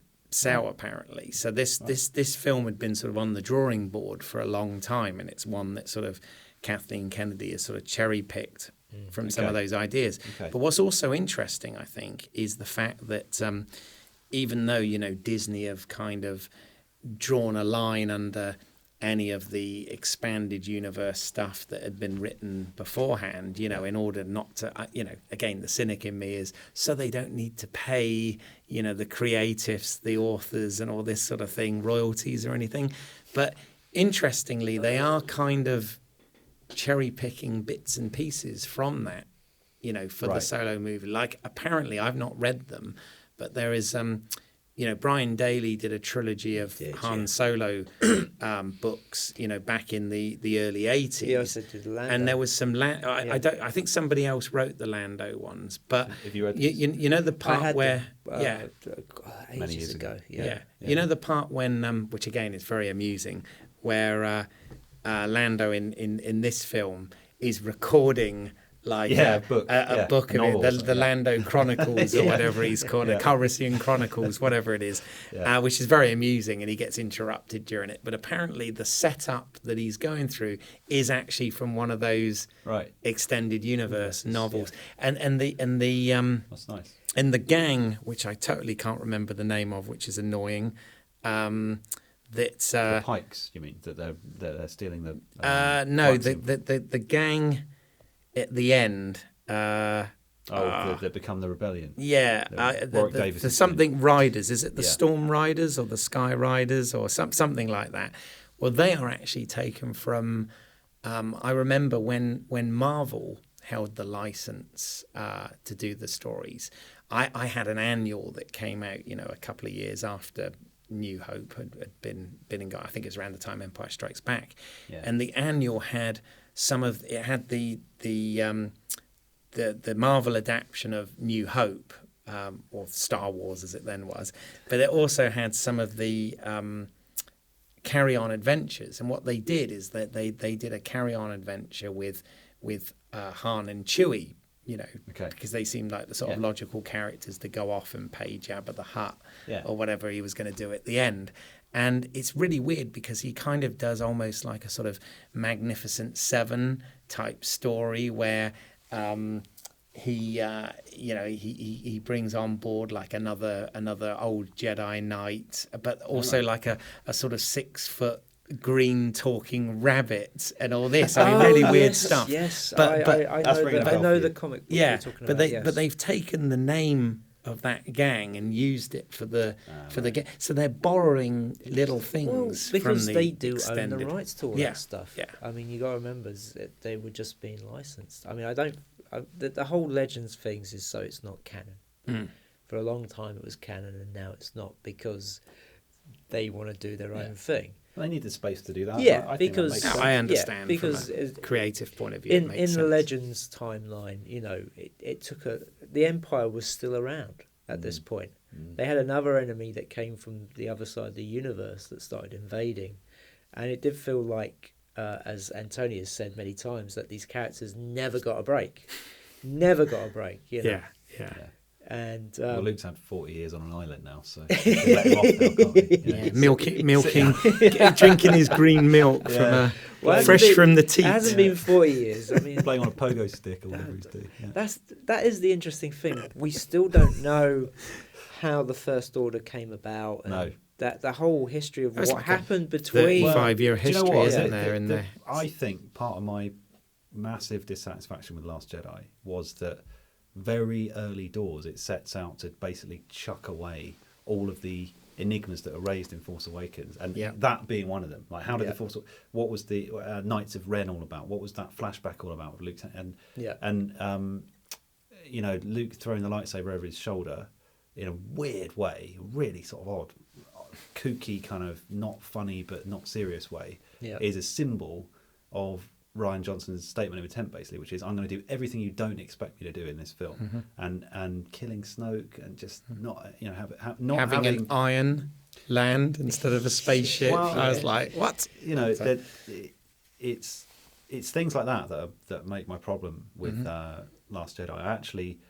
I've got it on Blu-ray. I've watched it with commentary. I've watched it twice without, and I saw it at the cinema once. But you actually said something on this podcast which really summed up my kind of issue with it, which I did not have with Solo, which is when me and my wife walked out of the cinema having seen Last Jedi, we literally both just went, that was a shame. Like, it just didn't do what we thought it was going to do. And maybe that's what Rian Johnson set out to achieve, and for a lot of people it really worked, and they loved that. Oh, yeah. It was different. Yeah. Yeah. When I came out of this film with my wife, my poor suffering Star Wars watching wife, we both kind of went and had some dinner and were like, that was great. We really enjoyed that. It was just kind of, you know, a Friday night at the cinema. That was what we wanted. That was what we were kind of in for. And maybe we're just suckers for a kind of slightly sugar-coated, you know, We're just like when we met, you and I are clearly on the same wavelength, because that's how I feel. But one of the other things about the if you like, the classic characters versus, and God, I'm sounding like an old git now, but the classic characters versus the new ones is, you know, Rey and Finn and Poe and whatever. I just don't kind of have the same sort of thing for them as I did with with Han, Luke, and Leia, and Chewie, and you know, whatever. Yeah, I agree. And my main bugbear with with Rey being basically the main stakeholder now, the main Jedi, the last Jedi, I guess, the one that's left that we're pinning everything on. I don't know how much time is supposed to have taken place between Force Awakens and the start of the Last Jedi. Not much. But okay, so pretty much. So basically, she has been aware of her Force powers for about a day, right? And after a day, maybe a day and a night, she's able to best Luke Skywalker with very little effort and land him straight on his arse on the top of that cliff when he won't train with a staff or whatever it is. She's better than Luke. Luke from Return of the Jedi, who's the coolest Jedi ever, like the main, you know. Yeah. How can she be? She can't even be a Jedi at this point. She's they've set it up that that there has to be a balance within the Force, and with Luke cutting himself off from the Force, that the Force needed to rebalance itself, and it just went, ooh, huh. So she kind of got like a super serving of Jedi power. Yeah, the idea is that because Kylo Ren's so powerful, that there had to be an equal and opposite one. But I can buy that if she's told a bit more. The problem is like when even in Force Awakens, when she's tied to that chair, sort of torture chair thing, and Daniel Craig is the stormtrooper. How did she figure out that she could just brainwash people with that really cool Obi-Wan trick? Like, no one's told her that you can do that. She just has a go at it, and it's sort of, I don't know, even for a Lawrence Kasdan and JJ script, that's a bit of a clanger for me. It's just too easy. Yeah. But hey, maybe I think they had some ideas. A lot of it is audience serving, because as audience members, we know that. We know Jedi mind trick. You know, you just say, "Let me go," and they'll do what I say. But as characters within that story, you know, how do they know that stuff? I mean, there's lots of things in The Force Awakens that Rey, for somebody who's stuck on a trash planet, knows a lot about. Yeah. You know, when she's got no books in that crashed habitat that she sleeps in. You know? I mean, I can take, you know, Luke being a legend. Yeah, I like that, and same with Han, because he's a legend of the rebellion too. When we meet him, right? But I mean, when he did the Kessel Run in, what is it? 15 parsecs. It was 12. Yeah. And I do like the in now this film where he says you round it down. I was like, oh, that's brilliant. Yes. Yeah. I also love that his version of the Kessel Run is basically a massive shortcut that he just cheats. Yeah. So that's kind of cool. Oh, wow. Yeah. But the thing is, though, with I understand the sort of the complaint about Rey, because Luke had to train. He kind of earned being a Jedi. Yeah. He had to go through so much stuff. I mean, he had to lose a hand. Yeah. You know.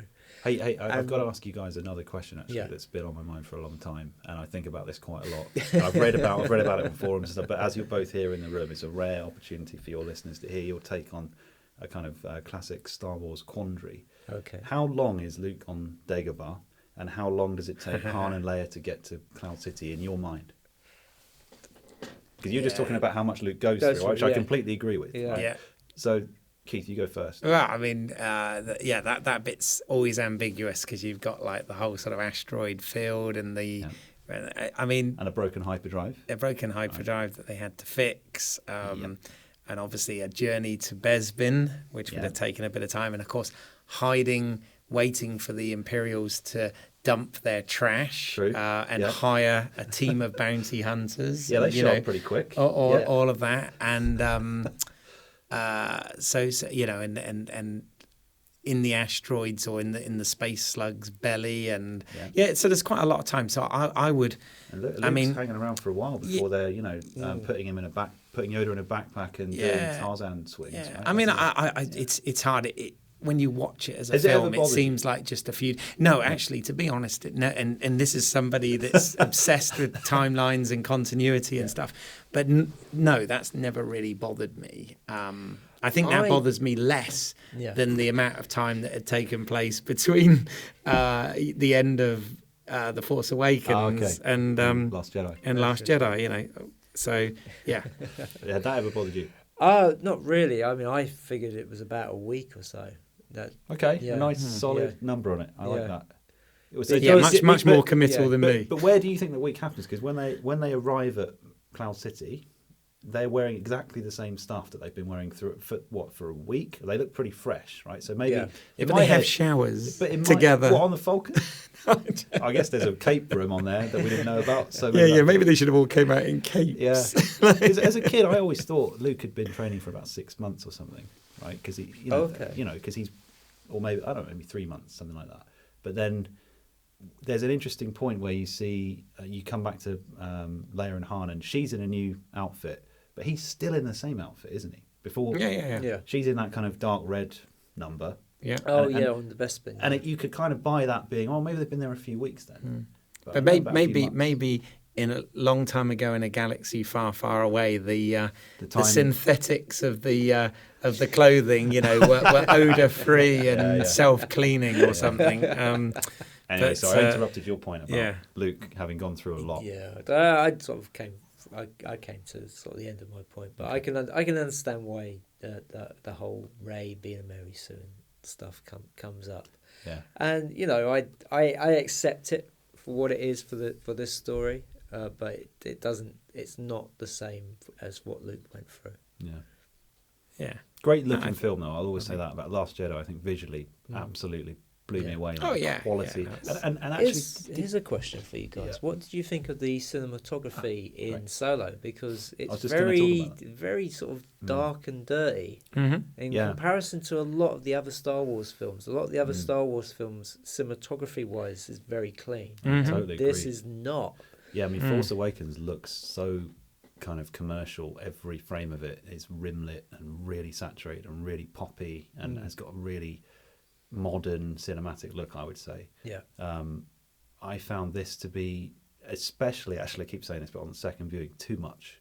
The look of Solo is very murky and kind of what I call loggy. It looks like it looks. The high dynamic range thing is too far on this. And actually, I was speaking to someone today, a creative, a designer, and she absolutely detested the look of this film. She loved the film. She could not get on board with the visuals, and watching it a second time round, there are points. I mean, they've done it for effect, but when he's in the kind of slums of Corellia, and when he's in the trenches, effectively, and whatever planet that is where he meets Chewie, it's really hard to see who the hell is who, and you're not. I mean, I know they've done it for effect, and they've gone harder with it, but then even when you get into the scenes on the planet with Warwick Davis and whatever the name of that gang is, it's still got that look to it, really. And you can see that it's a bright blue, burning hot sky, and they have just desaturated it to the point where it's almost black and white, and there's no contrast left. And it was strong and bold, but for me, it wasn't Star Wars enough. Yeah.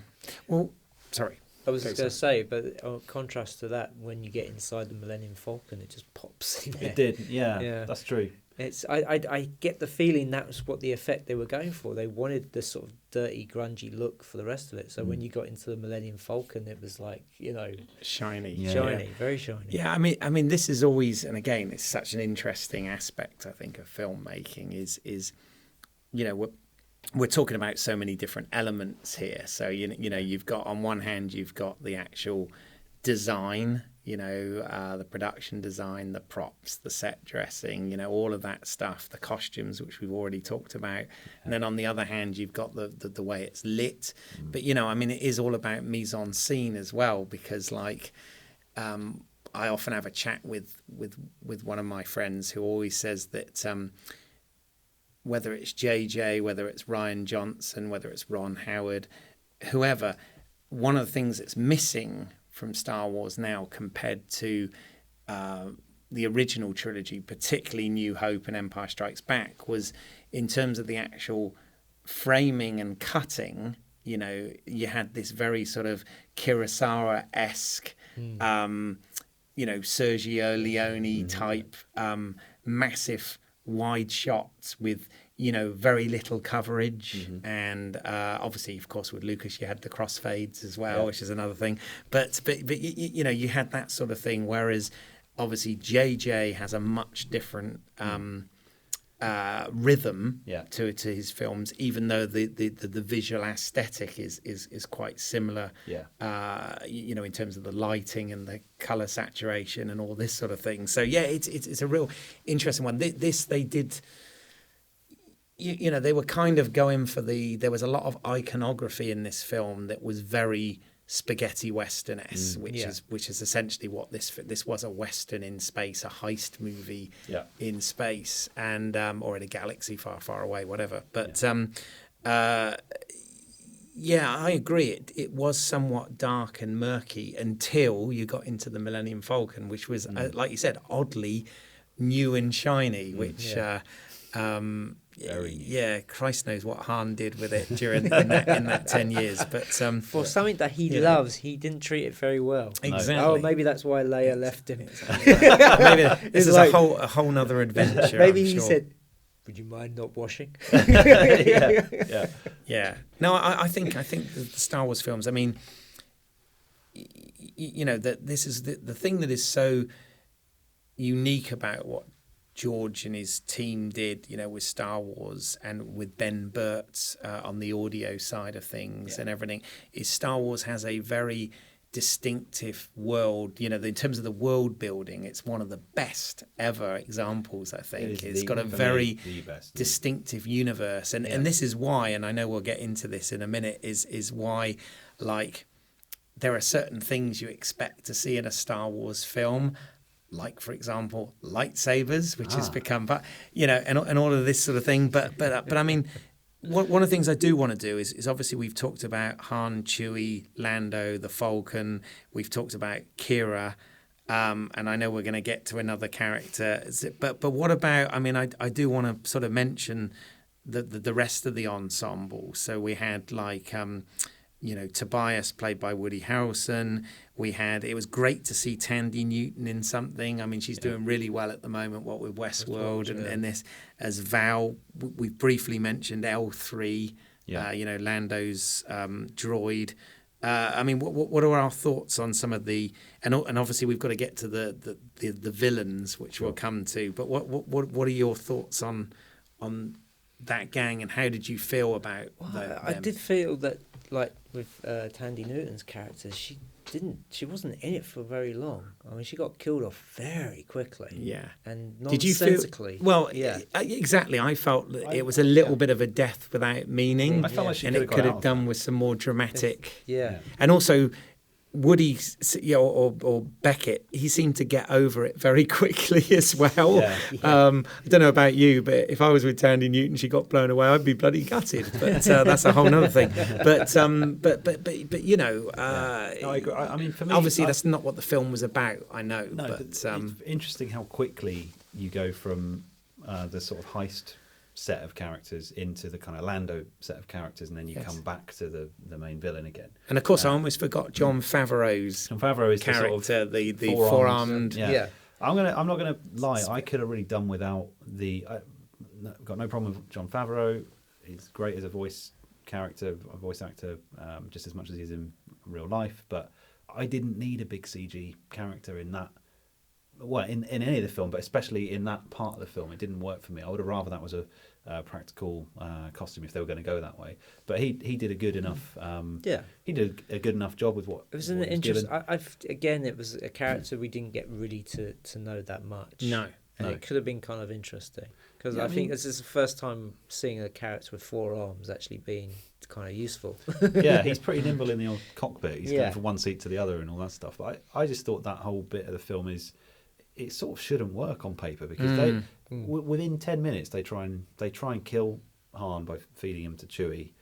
They really don't like him at all. They're really not interested. And then literally a couple of minutes later they're sitting around a campfire getting to know him, and then they kind of like him, and then he's an integral part of their gang. Oh yeah. And then a couple of them die. Yes. And Han and Beckett are really pretty important to each other from that point on, and it happens amazingly quickly. If you were kind of counting the pages, there's not much kind of character development going on. It's all set pieces. Yeah. But it sort of works. Like it it's only retrospectively looking back at it that you feel like, well, that kind of shouldn't work, should it? Yeah. We should have had longer before Val gets killed, and we should have known more about this monkey pilot stuff. But it just it's bang, bang, bang. It just never. And also those probe droids, they called them Vipers. They did, and which they is are just very probe Battlestar droids. Galactica. I was like, Vipers, but they love were those speeder bikes. They were like sort of newish probe droid, different probe droids, weren't Empire they? Strikes Back probe droids. Yeah. No, I thought the heist bits were, again, it's weird. It shouldn't work because Han and Chewie are both going to be fine. But I was on the edge of my seat when Chewie's hanging off the edge of the train, and Han yelps him back before he hits the boulder, and then really nicely kind of choreographed shots where they've got the coaxium in the big container, and he has to cut the harness, and it's this really cool explosion. Yeah, it's great. I must admit, I felt gutted that the whole heist was kind of wasted. Yeah. But I mean, obviously that's how you're supposed to feel as an audience. So I think it worked really well. Yeah, brilliant. Absolutely brilliant. But it was. I mean, I guess your question was more about characters, and you mentioned L3 as well, and that was probably, as you've no doubt detected, I'm pretty positive about this film. But if I could change one thing, I would either recast L3 or completely rewrite her scenes altogether. I didn't need a robot revolution, a droid revolution. No, I didn't need we didn't need a social justice warrior. I just didn't need it. That was what it was. And I the a transgender droid, whatever you want to call it. Yeah. The sort of the hint at the love thing didn't bother me. I didn't mind that. It's sort of comical and light, and worked with the rest. How of the does that even work? It works. Yeah. I was like, okay. I didn't mind that, but the sort of equal rights comment, and she's trying to break up robot wars effectively, isn't she, in the bar? I mean, do you think that was Lord and Miller or Kathy Kennedy or? Well, this is solely being put at the feet of Kathleen Kennedy, and she is very much pushing forwards. Yes, of course. Yeah, which that kind of stuff. But it just feels out of place within a Star Wars film. I totally agree. Yeah. It was jarring. I mean, I know this is obviously I say it's a prequel. It's like an interquel. We've had the prequels, we've had the sequels. This is sort of in between. But you're right. We've never. I mean, we've had a K2SO in Rogue One, who was fantastic. We had a sort of sassy droid there, which was a bit different, an Imperial droid. And we've got like another sassy, but they're just riffing on 3PO every time, aren't they? Like a droid that's a bit uptight. It was all done with 3PO, and it's been done absolutely. You can't top 3PO. He's the best. Well, this is the first movie not to feature C3PO, even though but it does feature, Anthony Daniels has a part in it as a character. But of course he had to get in there, didn't he? Everything. Otherwise, how's he going to pay the bills? Yeah, because I had a bit of it was a cameo, but a little nitpick about Rogue One was you know, 3PO and R2 appearing in it was Very- just for fan service Yeah. because they shouldn't have No, necessarily they shouldn't have been there at all. They would have been on the The layer wait, ship. explain that. 4, yeah. Hang on. Yeah, you're right. Yeah. Yeah. Yeah, well, hang on. How did they get there? Wow. Exactly, It's- because they're it's supposed like- to be. Well, here's the other thing: what was the Attentive 4 doing within the belly of that capital ship? That don't make no fucking sense Yeah. either. You know, I'm a princess I mean, on a it's- diplomatic mission, Yeah. and you know, I'm hitching a ride with this capital ship that's going into battle. Yeah, I mean, Rogue One very really good does wreck on my beloved audio drama quite a bit. Okay. Yeah. But what a cool I ending. love it. I was going to say, Well, yeah. yeah, this but I thing. mean, it was supposed she received a transmission, not a disc. Physical thing. Yeah, Yeah, yeah. You're right. You're right. So, Yeah, well, But yeah, L3 for me, I would either cut her way down, I would rewrite all of her character, or I'd recast her, because actually I felt that it could have been just a performance thing. For me, it just went too far, and it actually detracted a couple of times from where I wanted to be at mentally. with I the actually thought the actress who was playing it was actually the actress who played Captain Phasma. They sound very. they do sound alike. Mm. Yes, film. yeah. I mean, maybe it's we're British audience, so maybe there's something about she did take me out of the film a bit, and maybe that kind of threw it. It's just it was that I think it's the whole thing of her sort of, because I know in Star Wars universe droids are very much looked down upon, very much so. I mean, you know, Luke, when he first meets, you know, C-3PO and R2-D2, he's like, oh, hello. Doesn't it lob a restraining bolt on them straight away? Away, doesn't it? yeah. Yeah, and Yeah. I can still see the droid sort of revolution happening in the mines from the fact that she just took the Bolt. restraining bolt. bolts. Yeah. Yeah. But I mean, the whole sort of lead up to her when she's in the bar and she's you know, I mean, it's great that Ron Howard's brother got a Oh, Clint. Yeah. He got a cameo. Gets to be in Star Trek and Star Wars. Oh, I There you missed go. this. So who, Oh, he was Yeah. he was the guy who was running the robot fight. He's the one who goes up to Alfred and right. goes, "Well, leave it alone," you know, paying Okay. customers I mean, and stuff. Ron yeah. puts Clint in everything. Everything, yeah. So Okay. yeah, that was that. So we definitely know that was a part of it, because they say, I mean, again, 70%. nobody, but they say it's filmed over 70% of yeah. this film, and I mean that takes us to another character. We know. Anything with Paul Bettany, who again is doing well on the franchises. I'm wondering whether he said, "I'll be in this one, but I need to look more like me." You know, let's make but it was originally Michael K. Williams was that role, and they were going to do which I guess they ran out of time to do, like another CG character, which you know you've already said you didn't I'm glad they necessarily didn't. need that, Yeah. and instead they did Paul Bettany with a bit of sort of scar makeup on his face. But what did we feel Brilliant. about I mean, that? he's a great. I don't think I've seen him as a villain before, and I thought he played it beautifully. Really, he was really. He played the albino monk in another Ron Howard Another film. Oh, he Ron did, Howard, yes. right, yeah. Oh my God, Yeah, yes, yeah. of course. Absolutely, yeah, that's true. But he was fine. I mean, if anything, again, he was hardly in it.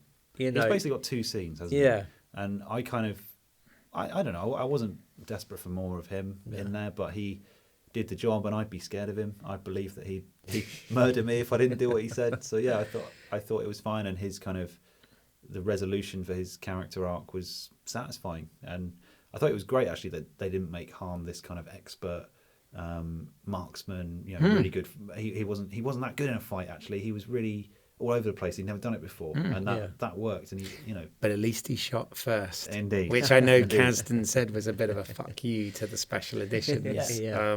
yeah. Well, and you know, if he didn't shoot first, then the whole relationship between him and Beckett actually hinged on that happening, right? So they couldn't get away from it. They wove it completely into the story and the bedrock of those two characters, which was really important. Yeah. No, that was really cool. So we're going to do it then. Well, Let's let's do it. talk about obviously everybody knows this is we've already spoiled it to death anyway. But here's the one thing where, as a Star Wars fan, this is cool, but for a general cinema audience, I think that this could be potentially massively confusing, because unless you've seen Rebels or the Clone Wars or any of that expanded, or Which this I doesn't. haven't, by the way, Okay, going into well, this. Yeah. I don't know whether this made any sense to you then, but obviously what we're talking about here is we get a reveal that Darth Maul, or Maul as he's being called now, Crimson Sun, is behind it. And again, we get a lightsaber in there, which is cool because it's a piece of Star Wars audio and visual iconography. Yeah. And all of a sudden, they've got a colour feed on their sort of telephone hologram. Yeah. What's that about? Bearing in mind, this is in the past. It should be even. Wouldn't the more Emperor have had ropey. like the latest one on his Star Destroyer and the Death Star would have had full colour holograms? On Exactly. every There you go. There's a thing. Yeah. But it was kind of cool. But obviously, as far as the cinema audience, if you just take the Star Wars movies and forget the expanded stuff and the TV animated series, we saw at the end of one of the best bits of the Phantom Menace is when Obi-Wan essentially not only cuts Darth Maul in half, but he falls down a reactor shaft. So, you know, there's all that argument about lightsabers cauterize wounds, unless you're that thing in the cantina, of course. Yes.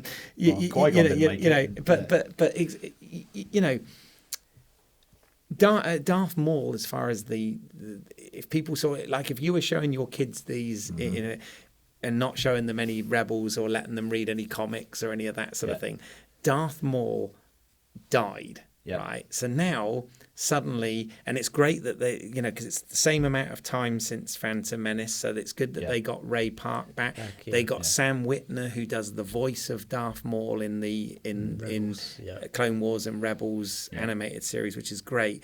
And I think it's really cool. But I did sort of think to myself, this is more fan service than sense here, because we don't know that. I mean, they make his legs when he stands up make a robotic sound and all this. Yeah, they do look. But nobody really robotic. knows what. I'm being really nitpicky now, but from a movie point of view, they only brought Darth Maul back because he was a fan favorite. He was like the Boba Fett of the prequels, wasn't he? I just have to say, did you notice the armor that was in the villain's? Yes. I actually thought the cameo was going to be Boba Fett. Yes. I thought you were going to see somebody come in and just go, "Ooh, armor, nice." Exactly. They also had the fertility idol from Raiders in the. I didn't see it the first time, but I'd heard somebody mention it, and I was looking out for it the second time, and it's in his artifacts. So tray, I'm glad I kind of captured the initial reactions to that and have remembered it, because for a few seconds you don't really know who it is, and I didn't know the actor's voice well enough to know that it's Darth Maul. So did you know straight away, because you hear him before you see him? So did you know immediately that it was Darth Maul? Well, I mean, I'm not going to say immediately, but I sort of the reveal worked. So for a few seconds, my brain went, "Oh, it's Palpatine," to "Oh, it must be Snoke." They're going to tie this into the new writing that we're getting in the seat, and actually that will be really cool, because I must admit, for a second there I thought it might have been Snoke. I mean, what a great opportunity to do more with him, because as mentioned, Rian Johnson's kind of it looks like put the end to that, although maybe JJ will turn it all around. But actually then when it was revealed to be Darth Maul, I was just like, this is cool, this is so cool. I had no idea that was coming, and I actually think that film is 19 years old now, Phantom Menace, right? And I actually think he has become enough of a legend visually, whether people know that film or not. There's still enough of him around in general merchandise and kind of pop culture and comic books or whatever it might be. He is such an iconic looking character, and everything about him, the music that they put with him, the double-ended lightsaber, the sort of the visual iconography he that was he brought, the coolest thing in the Phantom Menace. By a long shot. Unfortunately, they wasted him in that. George Lucas did something a bit like Rian Johnson's done, something you didn't expect. Because he was kind of set up as the henchman, the big bad. If Sidious or Palpatine or whatever, like we didn't know that twist, But if he was the Tarkin, then Darth Maul was supposed to be like the Vader, right? Yeah, and they they got rid of him pretty quick. And I don't think for 1 minute that Lucas ever thought, oh, I'm killing him like this for now, but he's meant to come back later. I don't believe that for 1 second. No. But I kind of didn't mind. It's Star Wars, it's sci-fi, anything can happen.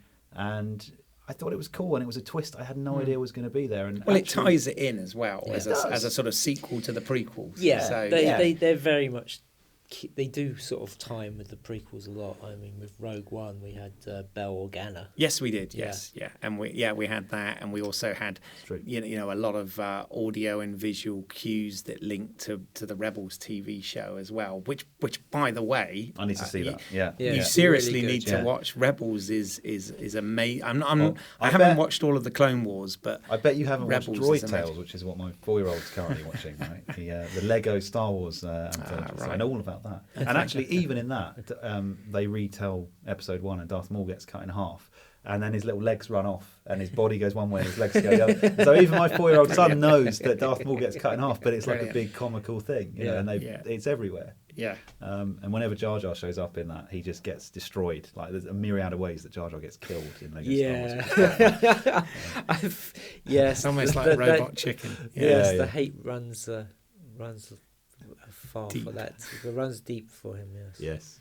But no, I thought it was cool, and I was glad it hadn't been spoilt for me. And it kind of really did a good job of actually thinking, well, where could they go with another prequel movie of Well, this? this is the question, now, isn't it? Yeah, I mean, this is the thing. Apparently, and when Kathleen Kennedy was interviewed before the release of Rogue One, she apparently categorically said that the anthology movies were not. They were going to be purely standalones. yeah. There were not going to be sequels to them. They can't do that. Interestingly, this. I mean, obviously, Rogue One had to end the way it ended, and it was pretty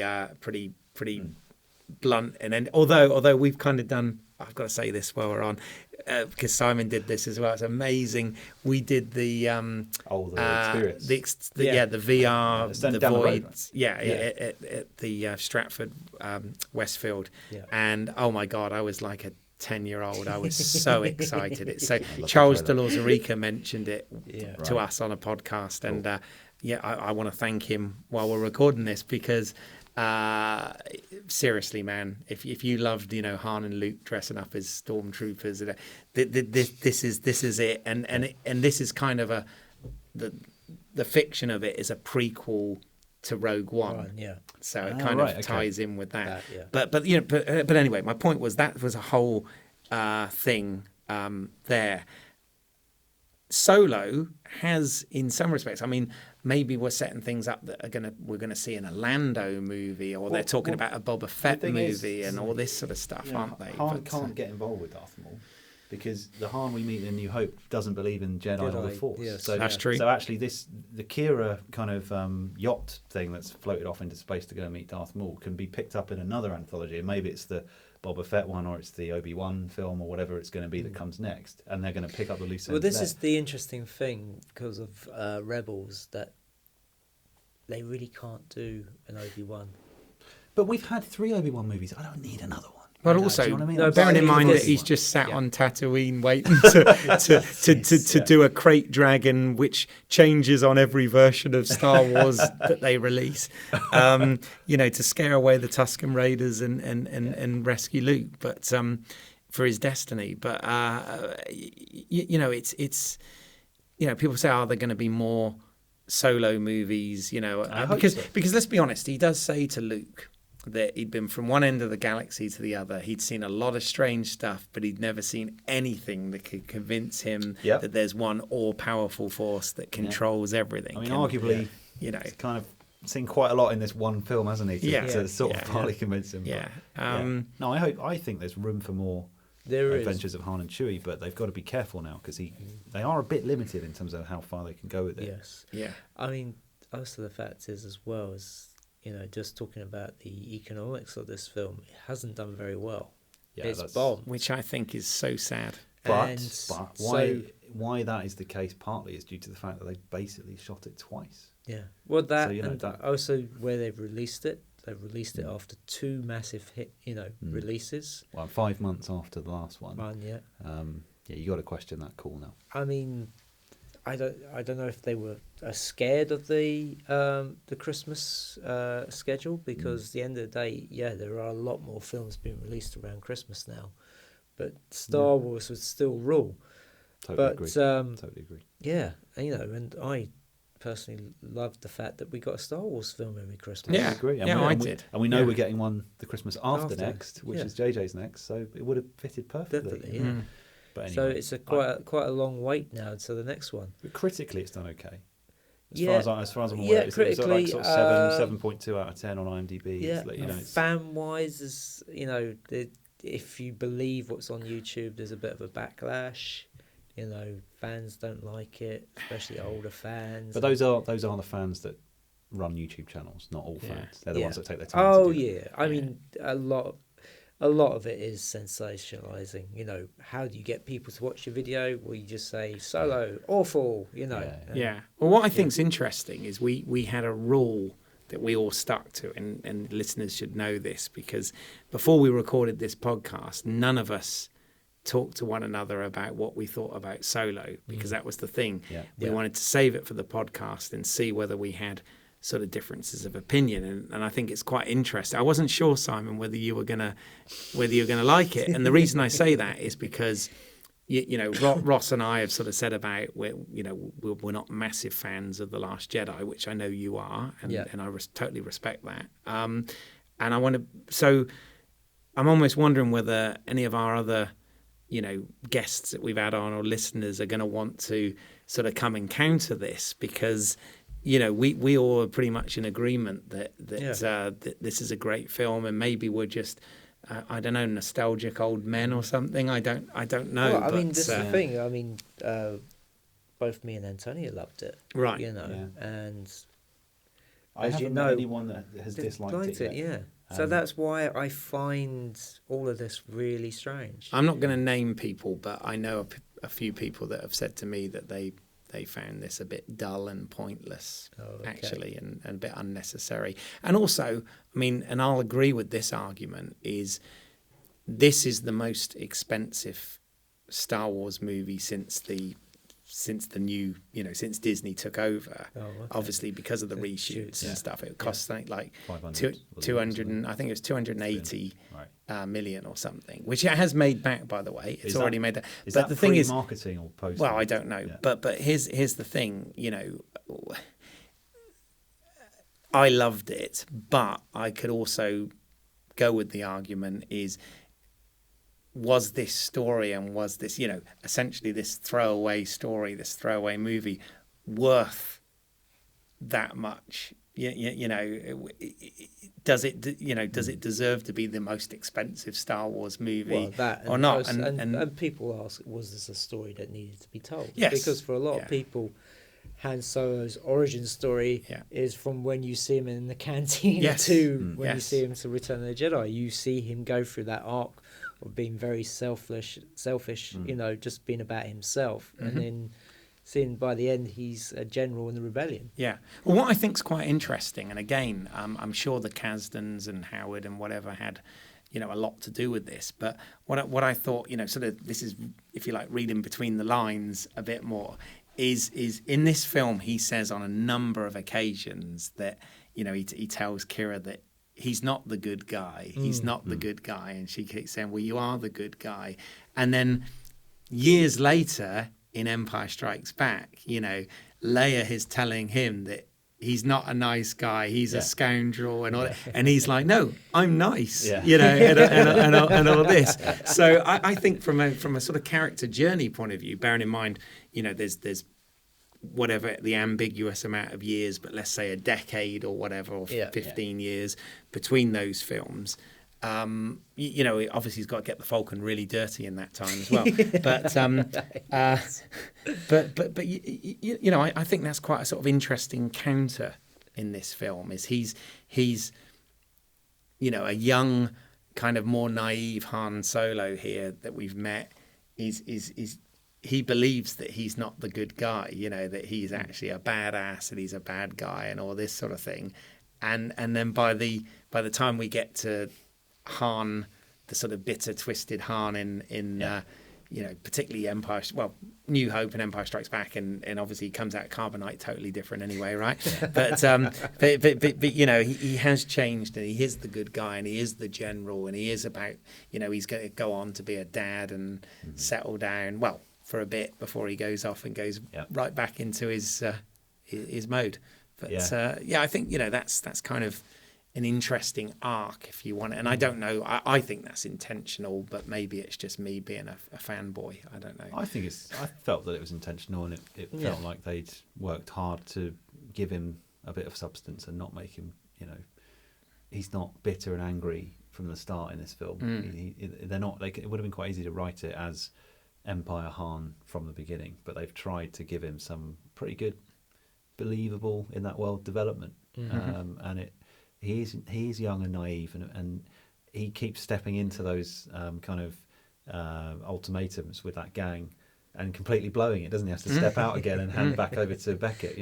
I do love the comedy timing when he does because Han and his bluffs. I mean, that was silly at the beginning when he's got the thermal detonator and he even makes the click. But no, later on when he says, there's 20 men in that ship, and as he says it, the ship just leaves. I just thought, I love that kind of comic timing when they do something like that. That's brilliant. It's great. Yeah. Wonderfully right. done. I think it's time for final thoughts. Yeah, absolutely. I mean, we've talked about all the characters. We talked about the story. We've talked about the music. We've talked about the visuals. Is there anything we've not covered? I don't know. I'm sure there is. I'm sure there is. Do you feel that you said everything that you were? Because I know you really wanted this, Ross. Thanks for giving me the opportunity. Yeah, no, I feel that I have bored people for long enough with my thoughts on this film. I'm very satisfied, as I was with the film. That's all I can say is, I just think I was skeptical. I'm a proper, I guess what you call a proper Star Wars fanboy, and I didn't think this was going to be worth it, but I really love it. And whether it's worth 300 million, I can't speak for that, but I had a great time seeing it, and I know for the next 10 years it will be on in my house over and over and over again. Oh yeah, it's definitely a Blu-ray purchase on the day it comes out. Me too. So, I doubt I'll see it again at the cinema because I don't think many places are playing it still. No, but it's kind of coming to the end of its run. Did you guys? I didn't need to ask this. Did you watch it in 2D or 3D? Oh, 2D. 2D both times. Both times for me as well in 2D. Yeah, 3D. I think kind of thing of the past for me. I avoid that at all costs. Really, it doesn't add anything to me. No, I just find it interesting. It's interesting to see that it's now gone the other way. Where before it was really difficult to find a 2D screening. Yes, and now it's the other way around. So yes, totally agree. I just thought it was great, and I'm really glad that they made it. I hope they make more, but at the same time, if they don't, they left it in a place where I'm satisfied enough as a punter, and they can go off and do more Star Wars stories that don't involve Han if they feel that's the right thing to do. I'm sure he's on their books for another 3 films at least, or whatever it's going to be, and he'll turn up somewhere. Lucky bugger. Yeah, yes, absolutely. Yeah. But if anything, it was just great to get the Han and Chewie that I know and love back on screen, and it was Han, and I believed it, and I went with it, and I'd love to see more. Yeah, no, the same here. I've got a feeling though, Simon, that there will probably be another podcast sometime in the future discussing this, because that there are some that might sort of disagree with that, and that's what makes this interesting to do. But cool. All right, Ross. Well, we always give everybody the opportunity to promote themselves a bit, which is there anything that you're currently working on, and if anybody did want to get in touch or help you with something, how can they find you? They'd be very welcome to, and they could check out my website, which is citizenross.com, and you can see some of my films on there, and there's contact detail and more info. All right. And are you working on anything at the moment? I've got a short drama that I'm just trying to get finished at the moment. Okay. And there's a few other recent projects on there. If anyone's interested, take a look. Fabulous. Excellent. And Keith, where can people find your work? Okay, if you go to YouTube it's quite seeing this bit live, and put in British Eyles, that's EYLES, as in my last name. There are some short films, one of which we mentioned that Ross helped with, on there, for you to watch and comment on or whatever. And if you want to see other work that I'm involved in, if you put my name, Keith Eyles, into IMDb. You can see some credits there, and I'm pleased to say that I'm working on a web series at the moment called Rebecca Gold, which again, if you put that into YouTube or Facebook or LinkedIn or anywhere on social media, you can find out more information about that. And I'm also working on Simon's project, which I'm sure he'll tell you about. Yes, and as always, you can find my work at independentrunnings.com, which includes stuff about my feature that I'm currently finishing called Modern Love. And as always, you can listen to this podcast on iTunes, Stitcher, YouTube, and all good podcast providers. You can follow us on Facebook, Twitter. Sorry, I've never been looked at before. No, we're not used to looking at each other. Is this on auto cue? But yes, you can follow us on Facebook and Twitter. Just search Movie Heaven, Movie Hell. And please leave us a rating and review on iTunes and Stitcher. It all helps. Okay. Thank you, Ross.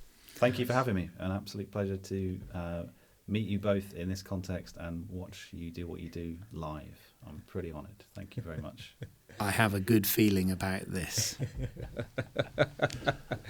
And please join us again for the next episode of Movie Heaven, Movie Hell.